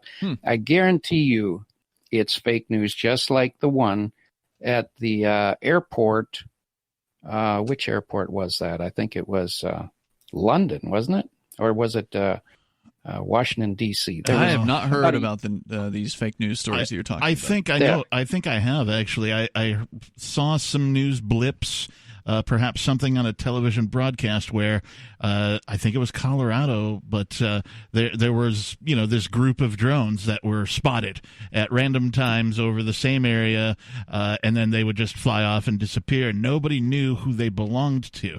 And the point, the big push of this story was that they were going to push for some sort of federal regulation they want everybody to be able to identify your drones at some point. Well, the federal regulations have been already introduced. They've been in the works for a couple of years now, and they want everybody's drone to basically have some kind of a active connection that identifies who they are and where they are. And that with millions of drones, can you imagine the ridiculousness of this requirement? Basically, they're just trying to kill the personal drone business. Now I'm a private pilot, and I also play with a drone once in a while. So I have pilot friends who are scared of these drones. They think, "Oh my God, we're going to crash our airplanes into these drones, and we're all going to die." That could be bad. First you don't of want all, a drone flying into your engine. Well, first of all, a drone is typically quite small and very lightweight, and they're not going to cause a lot of damage. Yes, if you suck one into a jet engine, it might do some damage to the engine, but probably not. It'll probably just get sucked in one side and blown out the backside. Really? The airplanes run into birds all the time. Oh, they and do. These drones are typically smaller than a bird and lighter than a bird, than a good-sized bird. That's a great point. I mean, there's bones in those birds, right? Are the bones stronger than the plastic or metal or whatever that makes up these drones? Yeah, there's very little metal in a drone. There's 4 little tiny motors that have little tiny magnets in them. Yes, right. They can put a dent in the wing. They could break the windshield of a small plane like I fly, not the big jets. The big jets have very thick windshields. But the point is, I haven't hit a bird my entire life, 600 hours of flying or 700 hours of flying. I've never hit a bird. Now, I know some guys who have hit birds. Typically it doesn't do much but put a dent in the wing or whatever. But the point I'm getting at is they're using all this as a fear tactic. Sure. The one a year ago was at an airport, and they said that they shut the airport down for like 2 days because of the drone. And then a couple months later, the officials released a statement saying, well, we actually don't have any evidence that there ever was a drone. They shut the airplane down for 2 days. Why be scared of drones when you can be scared of the government being scared? That's what I'm scared of, is a scared government. Well, I'm guessing they're always trying to stop people from innovating, stop people from saving lives, stop people from doing things. Well, governments like drones when they are running right. drones. I'm guessing they just don't want competition for the airspace. And correct me if I'm wrong, Gene. I'm not a pilot, but the way I understand, at least the United States governing quote airspace unquote, is that there's a certain level of altitude in which you're supposed to be able to fly things like kites, drones, etc., and so on. And it's not until you get to a certain altitude where then planes and jets and all that kind of stuff outside of taking off from the airports. Is that a correct understanding? Well, they do have restrictions on altitude and things, but generally it's only overpopulated areas. I mean, if I'm out flying over a farmer's field, technically I can fly 10 feet over the field. Oh, but okay.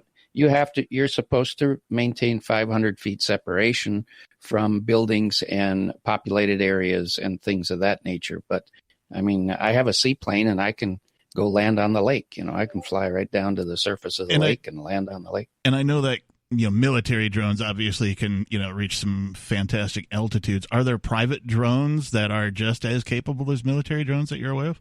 No, all of these drones are typically, if you can get more than 25 minutes of flying time, that's incredible. You've got a really super good drone. Most of them 15, 20 minutes is all you can get. And the speeds are 20 to 25 miles per hour. You can't get very far or very high with these electric drones. They just don't have the power. You've got to have gasoline. So they're like the equivalent of like a remote-controlled car, an RC car, but basically in the sky, right? Yep. Yeah, you can't do much with these drones. They're really and the range very, is limited very too, limited. right? Like you're limited by the transmission range as far as the device that's transmitting to the drone. Yes. So once they get out of range, they return. Now, some people have modified their drones with a cellular card so that they can actually control the thing through the cell phone network, and they can literally fly them 20 miles, without losing control. That's unusual for a drone. You have to have a specially modified drone for that. But the technology exists and people can do it. It's technically illegal to do that because the current regulations say that you can't fly a drone outside of your line of sight. So technically it's illegal to do permission, right? Because I know like filmmakers and things are using drones more and more for those great sky shots of, certain areas that are, pleasing to the eye geographically.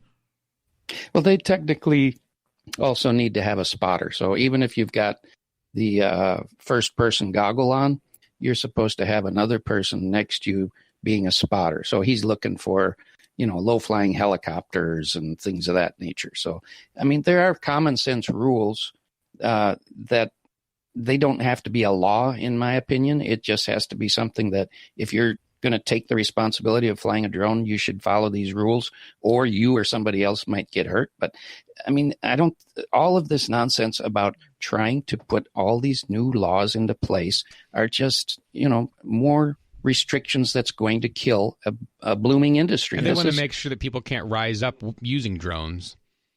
Well, yeah, there's not much you can do with a drone but surveillance, which is a useful tool, but they're not quite big enough to carry weapons and stuff yet. Some of them I've are. seen video of a drone with a gun mounted to it, and it seemed pretty cool. Well, I've seen a video of a drone pulling a guy on a ski and actually picking him straight up in the air. But it was a specially made drone, and the darn thing weighs about 60 pounds. It's not a lightweight drone. This is a big drone. Thanks for the call tonight, Gene. Yeah, thanks, Gene. I've learned more about drones and flying drones tonight than I have in the past. Thanks for droning on. All right, have a good night, Gene. That's good. Well, that's going to wrap it up for us here at Free Talk Live. We'll see you next time. Free Talk Live. The Free State Project has reached its goal of 20,000 liberty lovers who've pledged to move to New Hampshire and get active to achieve liberty in our lifetime. Perhaps you're trying to figure out what part of New Hampshire should be your destination.